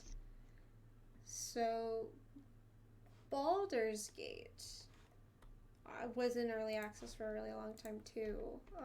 Baldur's Gate 3, yeah. Yeah, Baldur's Gate 3. Which I'm double checking if it is still in early access or if it's moved It- on. I want to say that it is. Yeah. But so it's been there a while. we've had hot fixes. Let me go to the game page. So, while you're doing Store that, page. Yeah. other than that though, IGN, CNET, Cinefix, Twinfinite, and GameSpot have all, among others, have all been giving Dune Spice Wars, while it's still in early access, glowing reviews. Love it. Say that they're really happy with the direction it's going. Love what they have to say about it. It has a very positive set of reviews on Steam right now. Still in early access. PC Gamer is the outlier. shot in the dark. Like they're the outlier, and that's what's wild to me is all these other pages and all these other sources and all these other reviewers review so much other stuff that isn't PC gaming focused. Because like Dune is not coming to console. This is not a console game. This isn't a game that will ever make it on console, and that's just the way it is. Like you need a mouse. Like that's the way it is, which is fine, but that's the style of game that it is. Like they tried to release Age of Empires 2 like a downgraded version on like the Nintendo DS or something, and it was terrible. And they have tried to release Command and Conquer on the original PlayStation, and it was terrible. It was so difficult to control. It was very clunky. You need a mouse. It's a strategy game. So That's the way it is. The game is still in early access. Baldur's Gate 3 is still in early Baldur's Gate 3. access. Yeah. Wow. They've been making a bunch of, and the reason why I wanted to double check was because they've been making like big additions recently, right? So the most recent one was they added the barbarian class. Right before that, they added druid and paladin, I believe, and then added drow and halflings, which was funny because then my friend Ben and I did a playthrough, like a double multiplayer playthrough for a little bit, where I was a halfling druid and he was a drow paladin wizard. Do you like Baldur's Gate 3? I do. I really do. It's still an action RPG, right? It's still like a Yes. hack and slash. Very much still, a turn-based hack and slash. It is turn-based. It is though. It's not- turn-based, yeah. Okay. But I really like it. And as someone who also like loves D&D too, like Yeah. No. I mean, like Wait, you meet Volo. okay. Turn-based hack and slash? You still do a lot of damage. Like Hack and slash is in like a dungeon crawler, Yeah. not hack and slash is in like action RPG. Like no, you Gauntlet. are not. Yeah, because I was like, to me, like a Elderling hack and slash is dervish. like you just keep hitting yeah, you're just like No. hitting buttons, No, it's not hacking. It's not the like a whirling Dynasty dervish Warriors. thing. Yeah, no. It's, Right, yeah, no, it's it's not like that. definitely like, yeah. Also, So it's like there's a bunch. You have turns, but there's still a bunch of enemies that you do like Correct. massive damage to. correct. Okay. There's still lots of Weird. AOE. You get to. Hmm. So when I was doing my playthrough as the halfling druid, I got to turn into a big puppy all the time or a polar bear. It was great. Segueing into this because hack and slash, Bethesda is closing their launcher because it's garbage and they Good. can't keep up with actual launchers that aren't garbage. So they're migrating everything to Steam. Again. In their right as they should.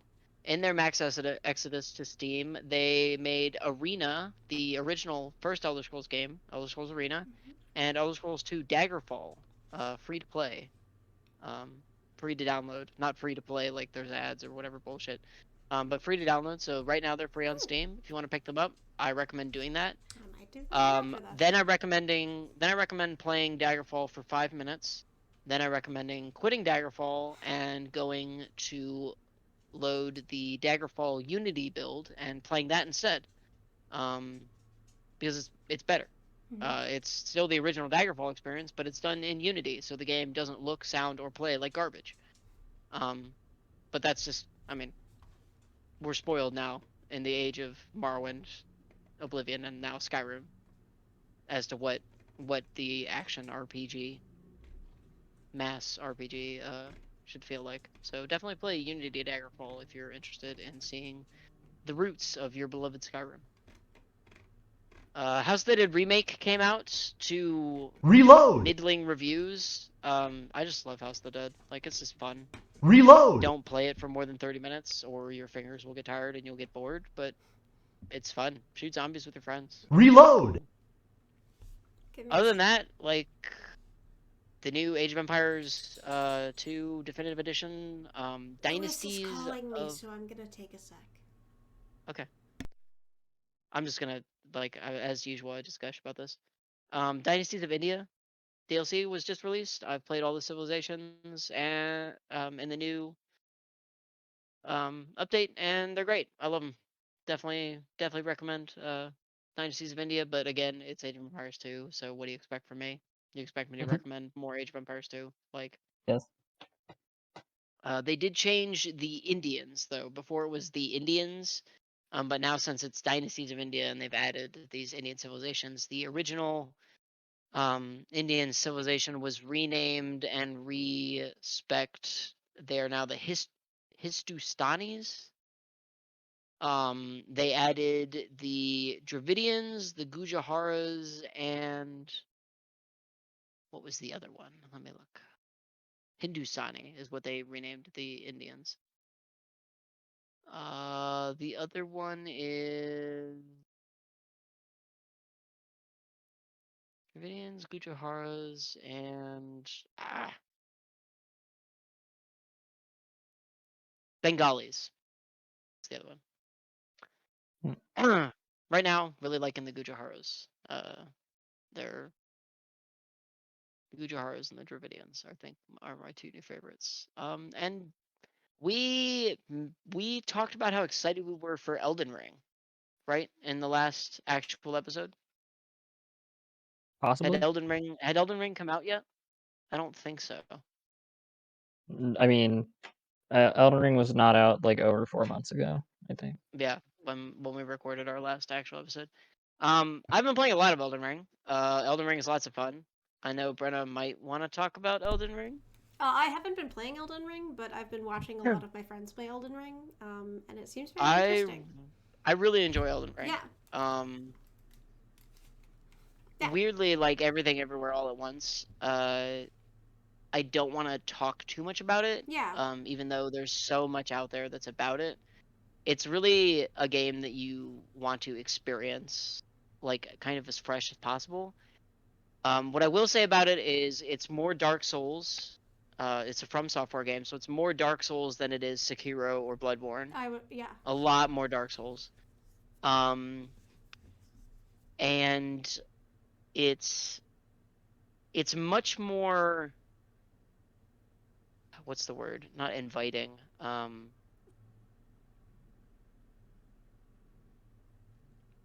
Player friendly?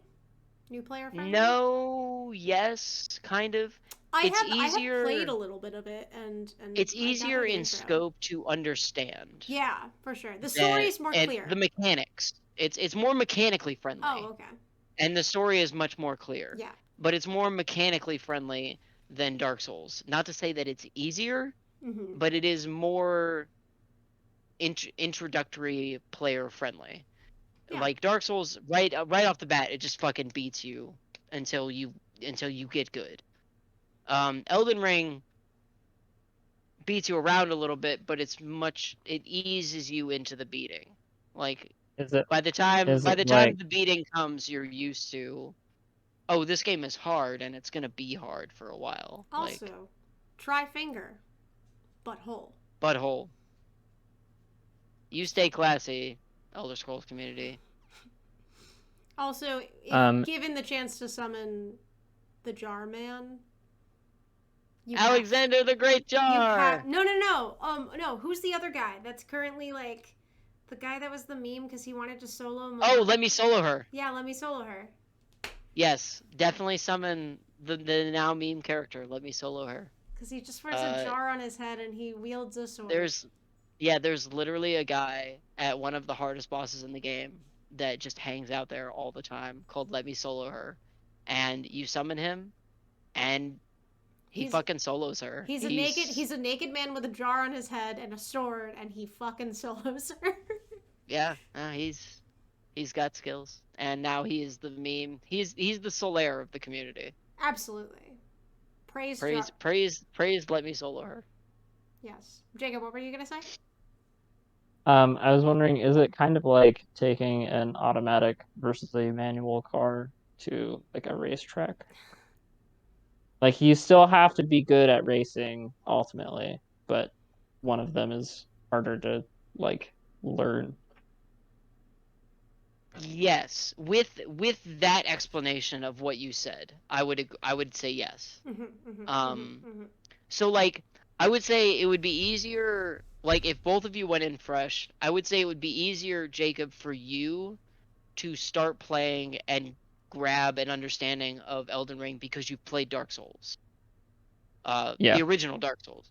I would say it would be a little bit more difficult for Brenna to get into Elden Ring with. What are you trying to say about a video game? I am. Did you play the original Dark Souls? I did play the first boss and only defeat. It only took me 4 tries to defeat him. Okay, so Jacob, you've beaten the original Dark Souls? Mm-hmm. Yeah, so I haven't played through the DLC, but whatever. Yeah. that's my point. I'm not saying, and that's No, I know. that's sort of what I'm saying is, I'm not saying it would be impossible or hard for Brenna. Just saying it would be easier for Jacob. I know. I just want to explain. Yeah. So that it's clear. Play Elden Ring. It's great. I highly recommend it. I've been playing Sea of Thieves recently. Really? Yeah. I couldn't get into it. It's fun. I'm having a good time. I had a group of people that I was playing with, and I just, I don't know. It wasn't for me. I didn't think I would like it because a lot of people described it like Red Dead Online, which I did not like at all. It's not at all like Red Dead Online. They were describing it. Not even a little. But yeah, I just kind of like sailing a boat, and then you go find cool treasures, and then. You should definitely play Black Flag. I really, it is available on Steam now. And it's not the buggy mess that it was when it was ported to PC. I definitely think you should play Assassin's Creed Black Flag. It's also available on Switch if you'd rather play it there. Yeah, we'll see. Maybe I'll just play it on Steam Deck. I mean, I always recommend Black Flag. It's fantastic. One more game I want to talk about. Heroes Hour. Heroes Hour was in early access. It's very weird. It's very original Might and Magic. Might and Magic was a turn-based series that was around a long time ago. That had like 9 games or 10 games. There's a fuckload of them. But Heroes Hour is sort of the homage to that. It's done in the little 8-bit pixel style, but it is very deep. It's surprisingly deep in terms of the gameplay. I really enjoy it. It looks very daunting to get into, but the tutorial is very comprehensive and will teach you everything you need to know about the game. Jesus. So there are 10 Might and Magic games, the last one being released in 2014. But there are many Might and Magic games. Heroes of Might and Magic. There's 7 of those, the latest of which was released in 2015. Then there's all the spin-offs. Like all of them. So we have 1, 2, 3, 4, 5, 6, 7, 8, 9, 10, 11, 12, 13, 14, 15, 16, 17, 18, 19, 20. 1, 2, 3, 4. 24 spin-off games. So 34 plus 7 is 41? There's a fuckload of them. Heroes Hour is not related to Heroes of Might and Magic. It just is very similar to Might and Magic. Okay. I definitely recommend it. I was very apprehensive going in, and I was like, this is a game I'm probably going to play for 10 minutes and then refund because it's weird and not fun. Love it. There's also a card. Love it. There's also a card game, a collectible card game, and a board game for the. There's a Might and Magic collectible card game. I knew about the board game. Heroes of Might and Magic 5. That's Interesting. all I've got. The Wikipedia article is empty. But if you like turn-based Anyway. strategy games that are more deep than they look into Heroes Hour. It's fun. Sure. And if you like pirates, play Look into Sea of Thieves or Assassin's Creed. I will say the most surprising thing about Sea of Thieves has so far been how like fun and supportive the community can be. Yeah, no, Like- yeah, it's not the like, Dark Souls community. Even that's when for sure. people are dying or killing you, like it's very rare that you get someone who's like a jerk. Like 9 times out of 10, you're like, "Hey man, what's up?" And they're just like, "What's up, man? Hi." Shoot you in the face. Not even like you're talking shit while you're fighting, but then you're on the dead boat and you're like dancing at each other and pointing, and it's just like, hey man, I don't take it personally. Like you're good. Definitely, I would recommend though if you play Sea of Thieves, definitely have a group of people to Yeah. play with. Playing it by yourself is I tried to Not play really it a by thing. myself yesterday, and then I got struck by lightning and I died. And then when I came Ooh, back, my boat was that's bad. super on fire, and I could not put the fire out myself because I just kept getting struck by lightning. So I gave 0 up. out of 10. Would not recommend Sorry. being struck by lightning. I gave up after Yeah. 10 minutes and just logged off for the day. Also, if you hate yourself, the Master Chief Collection has added a flood mode to Firefight, and god damn. That's all I'll say. People are still playing But- Halo? Halo's great. Like Jacob and I are gonna continue our Finish Halo 1. finish Halo 1 at some point. Sure. Halo Infinite, on the other hand, is a hot garbage fire. That's a dumpster fire. Halo Master Chief Collection, fine, great, good games. Okay. Halo Good games, Infinite, good games.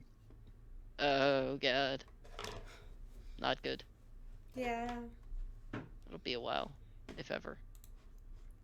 But hey, I mean, especially the original Halo. Like the original Halo defined what the first-person shooter is now. The original Halo, Half-Life, and Counter-Strike, and unfortunately, like Call of Duty Modern Warfare 4 and Gears of War, Battlefield? all sort of came together. What about Battlefield? Battlefield, I think, less so. Okay. Especially with 2042 crashing and burning as hard as it did. As hard as it is. Fair. I do like the irony though of Fortnite's no build mode becoming wildly popular. Weird. It's like you don't need weird structure building mechanics to make a good battle royale game. Huh. I wonder who else has thought of that except literally everyone else. That's my piece. I Yeah. still don't like Fortnite. Jacob, do you have any thoughts? Just in general. Yeah, just I don't have really any experience or opinions on a lot of the genres that Anthony was just talking about. yeah, I don't either. I'm So- the resident strategy game nerd. Like, You let's are. Yeah. like So weird flex, I've just but been okay. I mean I've been cultivating a deck list. So that's And what I've now been we're doing. on to the Magic the Gathering part. Let's talk about New Capenna and the weirdness that it is. I'm kind God, of is it into weird. it, honestly. Yeah. I'm really into the aesthetic. So The people 20s people can aesthetic understand is banging. that the most recent Magic the Gathering set is called Streets of New Capenna. It's set on it's set in a city on Yeah. a plane Yeah. that is run by demons, and it has a Plane is in a 1920s. plane existence, not a plane Yeah. is in like an airplane. Yeah, Samuel L. Jackson. I mean, technically, I said we I don't used know. I used the term plane once on the podcast, and somebody that was watching that episode texted me, and they were like, "Why is all of this taking place on an airplane?" And I was like, "Oh, right, we don't explain what a plane is." Like Yeah. plane of Plane. existence. It's plane of existence. Okay. Not But yeah, plane, it's an airplane. it has like a 1920s aesthetic. You've got like flappers and Gangsters. Golden age of movies, lots of Yeah. glitz and glam and Yeah. Casinos, gangs, gambling. casinos, yeah. Yeah. So that's the construction. whole. Yeah, that's the whole. And like art wise, pretty cool. I think they did a good job of. really cool. Gorgeous art. Yeah, great job keeping it with that inspiration, but also having it still feel like a magic set. Yeah, that's what I was worried about. Unlike the Walking Dead yeah. product that they released, which is just set in our world basically. It's Yeah. just The Walking Dead. I mean, It's hey, just The Walking Dead. It's Like- in Alexandria for part of it. My fight with New Capenna is the bootlegger stash card, the single card that is going to change the meta. No, And green needs more RAM, there's- doesn't it? There's so It does. many more. There's so many new keywords. Yeah. I mean, there's there's always- so many new There's always keywords. There's always new keywords, but I feel like there's more now in this set than there has been in a while. Like what? And Well, Neon Dynasty already had a few. I guess the thing is this is just like, it reminds me a lot of Concept Art Gear, where you have Yeah. a 3-color set and you have a mechanic based around each of the families. Like Yeah, in like the clans yeah, or the tribes. like the cons, Each yeah, the clan, so cons, tribes like here. yeah, cons like tribes, clans, like they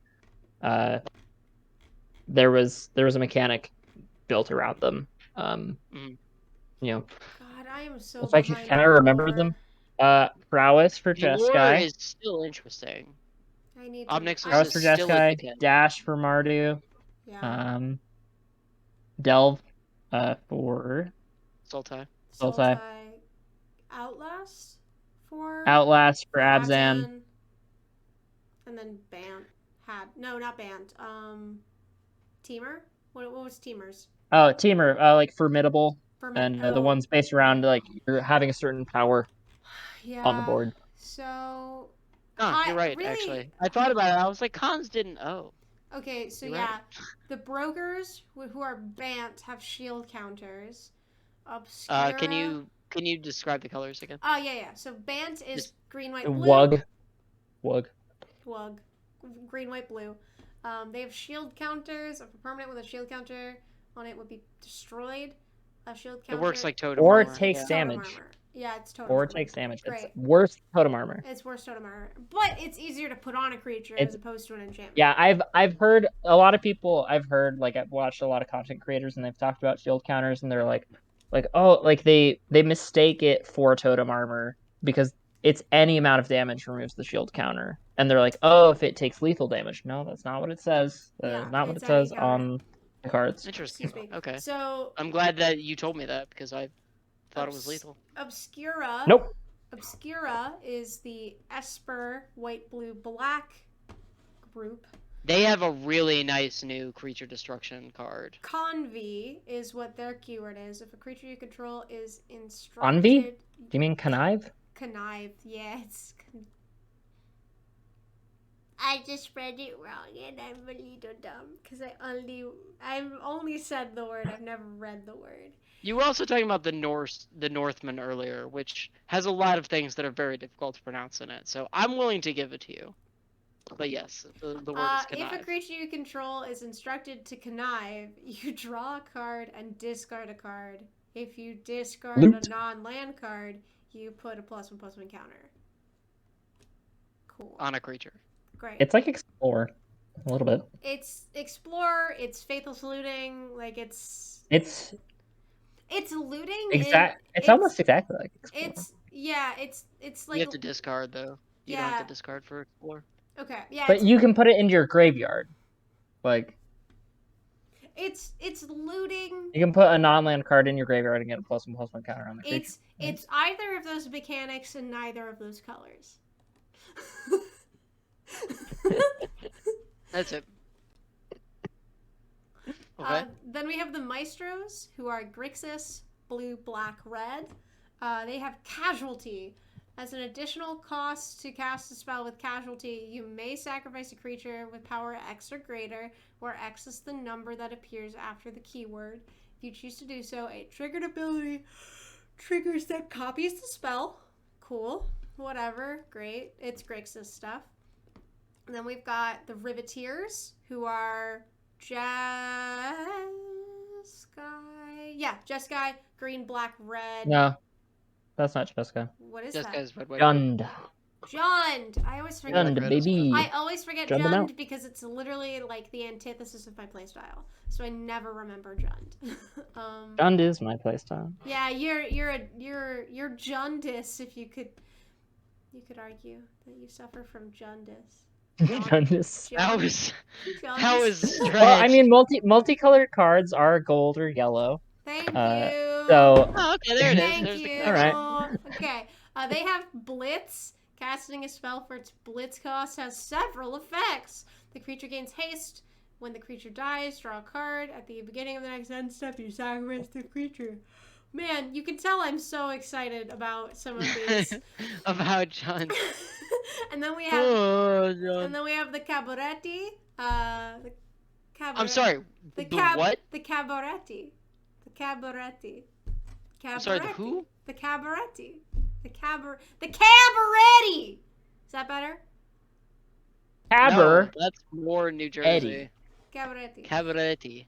It's Naya, so You gotta red. roll your R's. I can't roll my Cabaret. R's. Cabaretti. Alright, Alright, fuck you guys. Cabaretti. Brr. Anyway, Cabaretti. say it I your New England way again. Cabaretti. Okay. Is Naya. Cabarity. Fuck up. Is red, green, white. They have alliance, an Naya. ability word that highlights triggered abilities. Why am I yawning?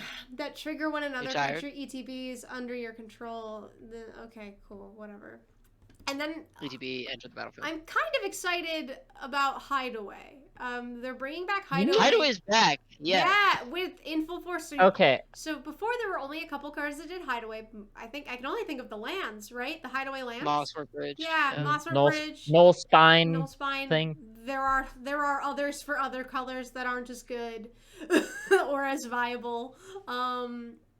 But yeah, so usually when those enter the battlefield, you look at the top X number of cards, you pick one, you put it under, and when the condition is met, you reveal that card and you can cast it for free. But now there's like enchantments, there's creatures with Hideaway. It's like it's really interesting. So something Hideaway that- is not locked into a specific family. There are Correct. cards in all Yeah. the colors that have Hideaway. Yeah. Interesting. Something that I just thought was really interesting.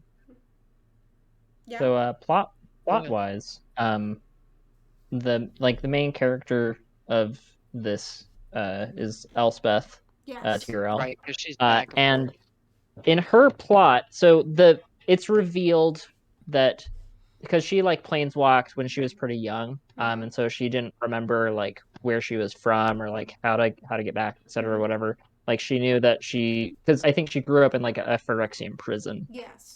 And so she didn't know really anything about her own history, etc., because of this war.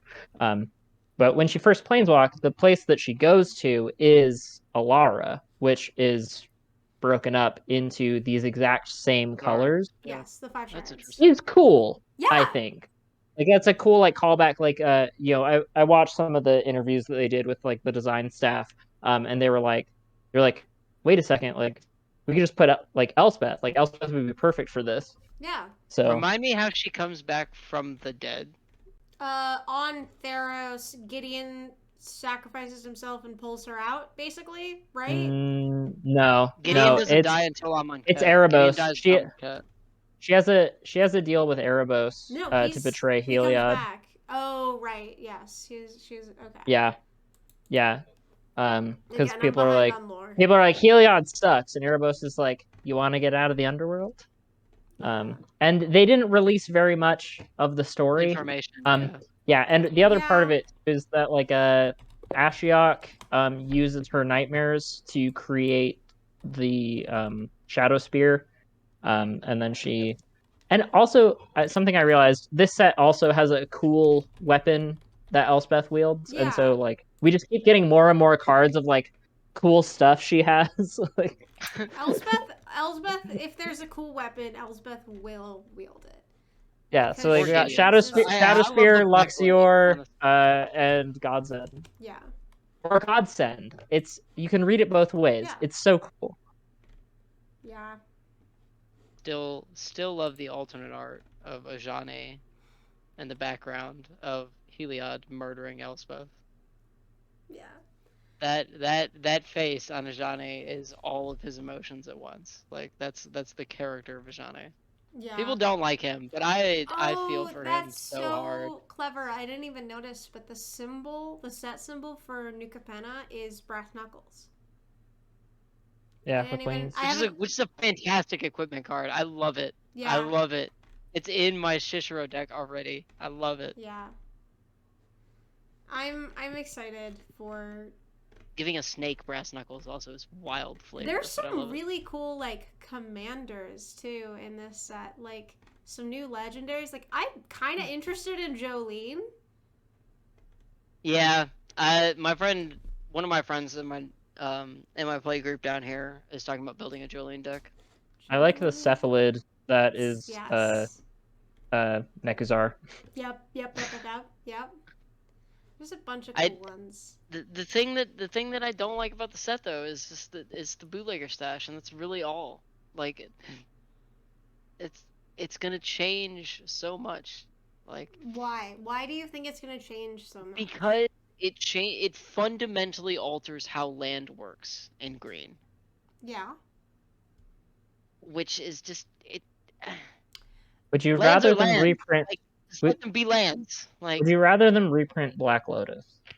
no, I would rather them So- reprint something like Chromatic Lantern. So the thought I have with this is it's how Ugh. does this, make the game more whatever you're saying, right? Versus like a Mirari's Wake. Mirari's Wake enchantment, creatures you can control get +1/+1. Whenever you tap a land, you create 2 of the mana that you're tapping that land for. Because treasures can tap for any color. Yeah. So bootlegger stash is in green. So you're playing it in a deck with green. You can tap for any color. So normally, before you couldn't create mana outside of your commander's color identity.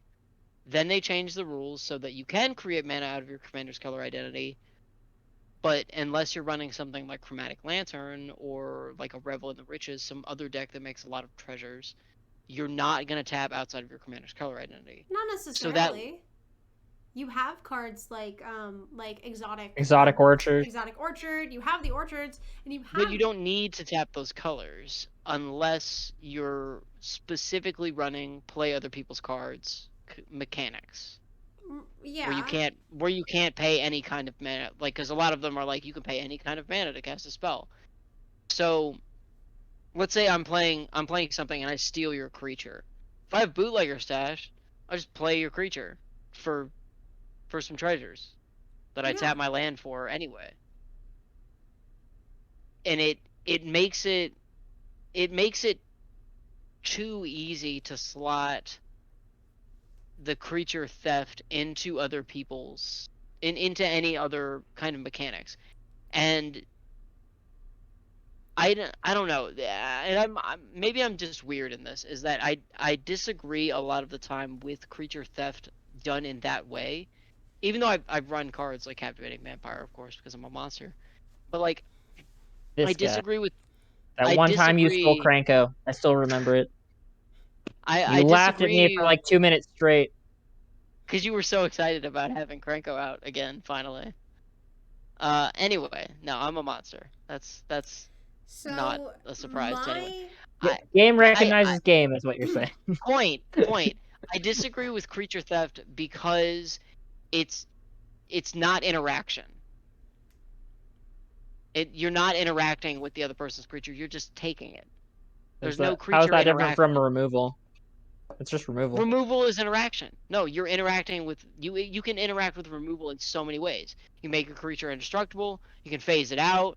You can bounce can it. phase You can out- you can Okay. do so many You can things to s- run away from removal. But you can still phase out that creature when it gets targeted So would with, you? with a ability like that. You can still Yeah. you can remove your own creature if you don't want your Bounce other player it. to have it. You can bounce it. It's still your card. So if you Psych Rift and you get your card back. There's still Or what's there's a land that like returns all Homeward creatures Path. to their Homeward Path, that's the one. Yeah, like there I don't are know. plenty of. So my feeling on that take is it's like when the new Mulligan style came out for Commander, when we stopped doing Paris Partial and started doing the Vancouver Mulligan. Mm-hmm. The full mulligan, right? Right, the full Mulligan, but you drop the card to the bottom.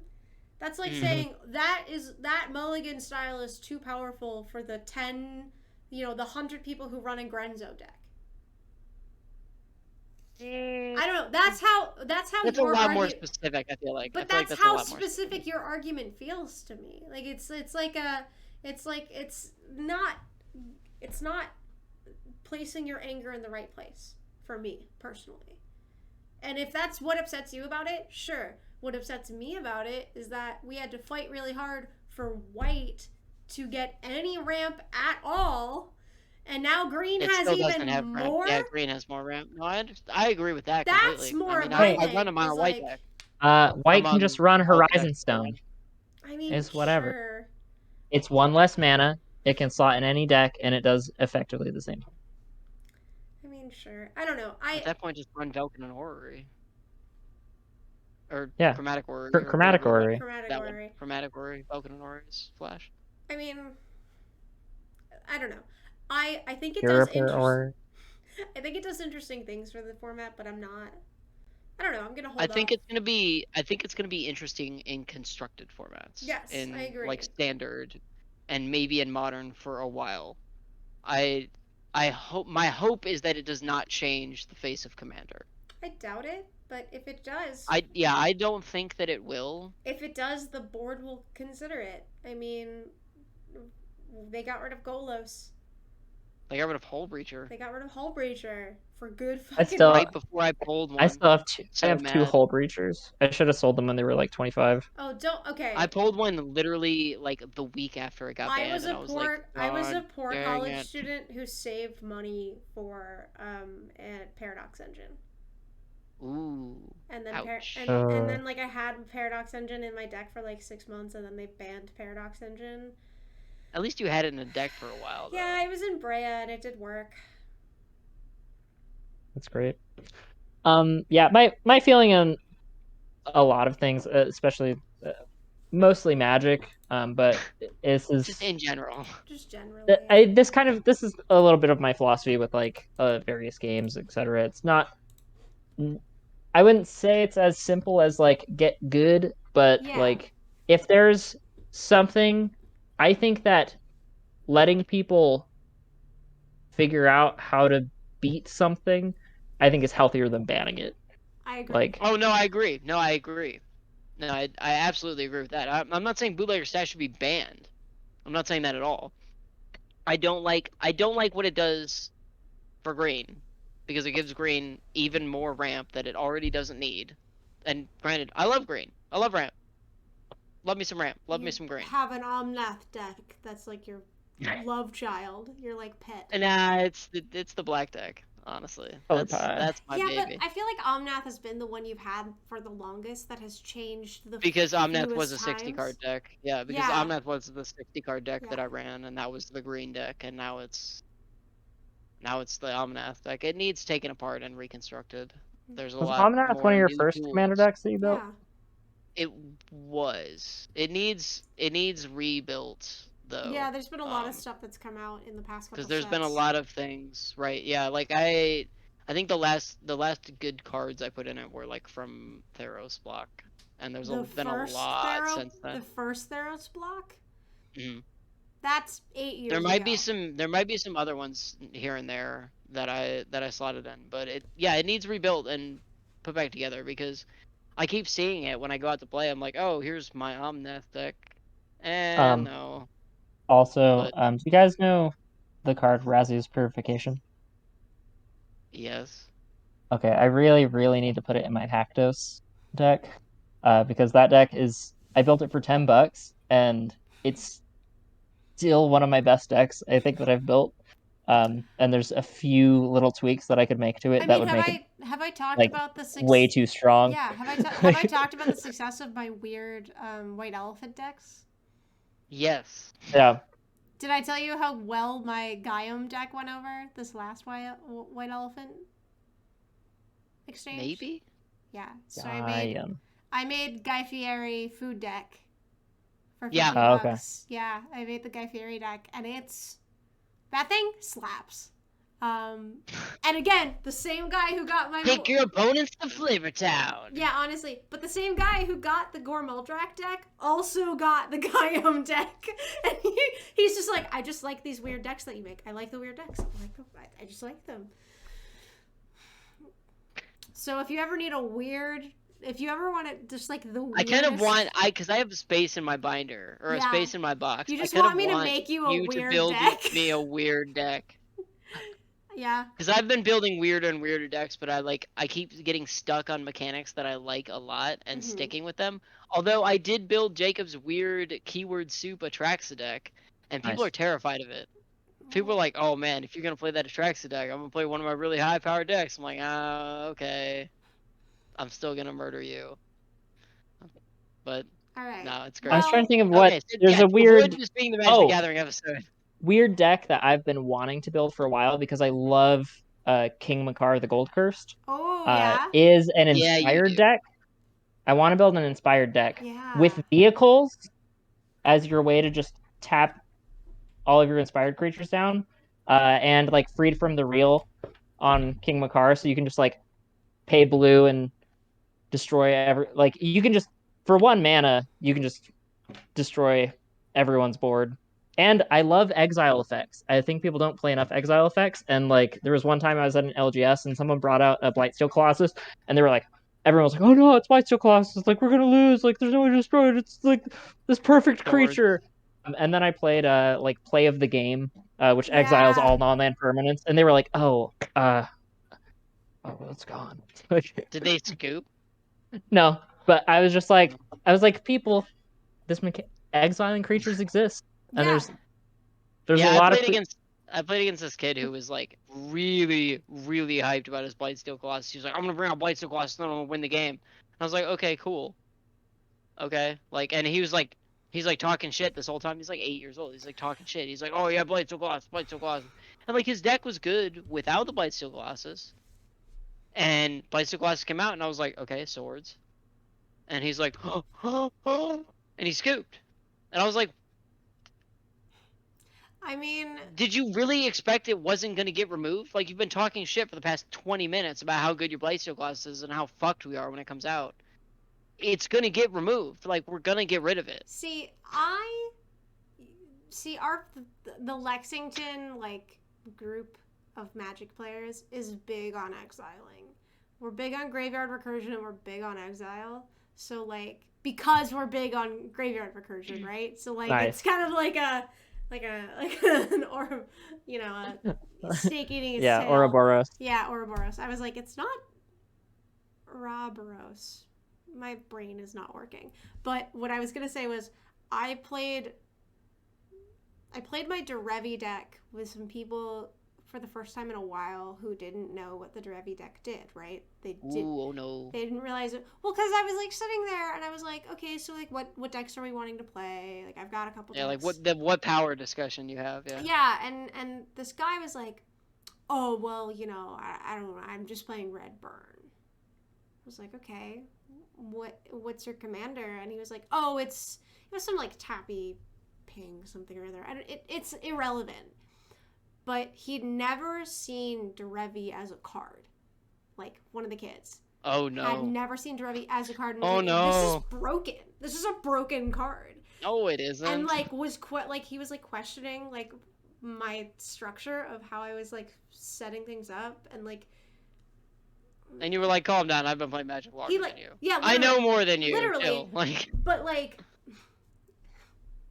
there's a glaring problem with me in most game stories. No, it's those things that you carry around on your chest. Yes. And just, you know. I want to be with you when you go to a game store for the first time. I just I want to mean, be in the room when you you sit could- down at a table and everybody's like, "Oh yeah, okay," and you just fucking wreck people. Yeah. I just want to be there to Yeah. watch that happen. I I'm- have developed a really healthy relationship of like, you're not gonna fuck with me. I know more than you. No. With like one of our friends who we play Magic with a lot. He and I Is afraid of you. No, we threat assess accurately. Suntail Hawk. Yeah, like we threat assess accurately. So he'll just like randomly remove something on my board, and everybody's like, "I don't think that's the problem," and I'm just sitting there like. No, he was right. Yeah, no, that was Like I'm just quietly sitting there, like, yeah, Mm-hmm. This is the same guy though who is mad that I've beat him at his favorite board game twice. Sad. One of them was the first time I played, so he could chalk it up to beginner's luck. But then the second time I won again, and it's his. Did you tell him to get good? No, I just quietly came out of nowhere and won suddenly. It's the Lords of Waterdeep board game, so it's like okay. Deeply complicated resource management. Waterdeep. Yeah. Anyway, this episode. Dune is good resource management. Segue. That's great. Um, This episode is so far we've been recording for 2 hours. Yep. Well, that's it. That's it. Everybody, goodbye. Yeah. I was gonna say to avoid this becoming the Magic the Gathering episode, we do talk about Magic the Gathering pretty much on every episode now. But Magic the Gathering is all near and dear to our hearts. Weird. It's like we love magic or something. Weird. Also, Jacob, have I said that I really like that rock poster in the background? It rocks. You might have But I really love it. at some point It's really in cool. It life. rocks. Anyway, do we have Eventually, I promise, I final- will get those lightsabers. Oh hung yeah, up that's and I'll right. go Closing with my- thoughts. Do we have final thoughts? I also love that I have this like guillotine that I could like end any episode at any point. Yeah, you do. You hold the Thanos snap in your hands. Dune Spice Wars is great. Play it. Love it if you love Dune. Age of Empires 2 DLC is great. Go see everything everywhere at once. Go see everything everywhere all at once. Don't see the Northmen. Unless you're like into that Morbius. sort of thing. Yeah, don't see Morbius. Even It's if bad. you are into It's real that bad. sort of Trust me, thing. it's bad. Trust me, it's bad. Watch docudramas about the fall of terrible businesses. Always. That all apparently exist in the same universe of villains with weird voices. Which means that they exist in the Marvel universe because we have to have the Kingpin in there. We have to have Kingpin in there. Well, so really unless we live it's in... a separate Kingpin that lives in an alternate universe that's the same universe as the Hallmark Christmas universe, which exists in the same timeline as the Warhammer 40k universe. And the Grim No, universe it's of the not. far It's future, not. Everyone is. It's British. not the Hallmark Christmas universe. It's a Netflix Christmas It's the cinematic. Netflix, the Hallmark Right. Christmas universe. The NCCU. The NCCU. Which might die at some point because of Netflix's silly decisions. Oh man, that's so bad for them. It's so Poor Vanessa. bad for them! Or Vanessa Hudgens. Poor Her Vanessa entire- Hudgens. It's literally Entire Christmas just movie her. career It's just gonna her. go down the toilet. No one else will be affected. She was great in Tick Tick Boom. She was. That was She good. was great in Tick Tick Boom. Well, So this has been pretty much a standard episode of the Dr. Z Show. Brenna will be putting together a bet episode for us to suffer through. I'm just not sure what it is yet. If you have any Yeah, ideas... I'm really. I'm like, I have concerned. some ideas like brewing up here, and No. I'm like playing around with stuff. Because originally the threat was just, oh, we're gonna re-record the Shrek episode. But I still think we the should lack- I think we should still re-record the Shrek episode. I'm Regardless with of Jacob the bet. on his idea though. And that's I'm what I'm with saying. Jacob on his I like idea. his idea a lot. The dramatic reading. Yes, I agree. Except that we shouldn't play ourselves. We should play no, I agree. another We person. should switch it around. We should swap yeah, roles. absolutely. Yeah, I'll have ideas for that I don't want to spoil. please, Okay. If we were to use them. please. Well, I don't know. Yeah. Ooh. ADIOS spells. Adios.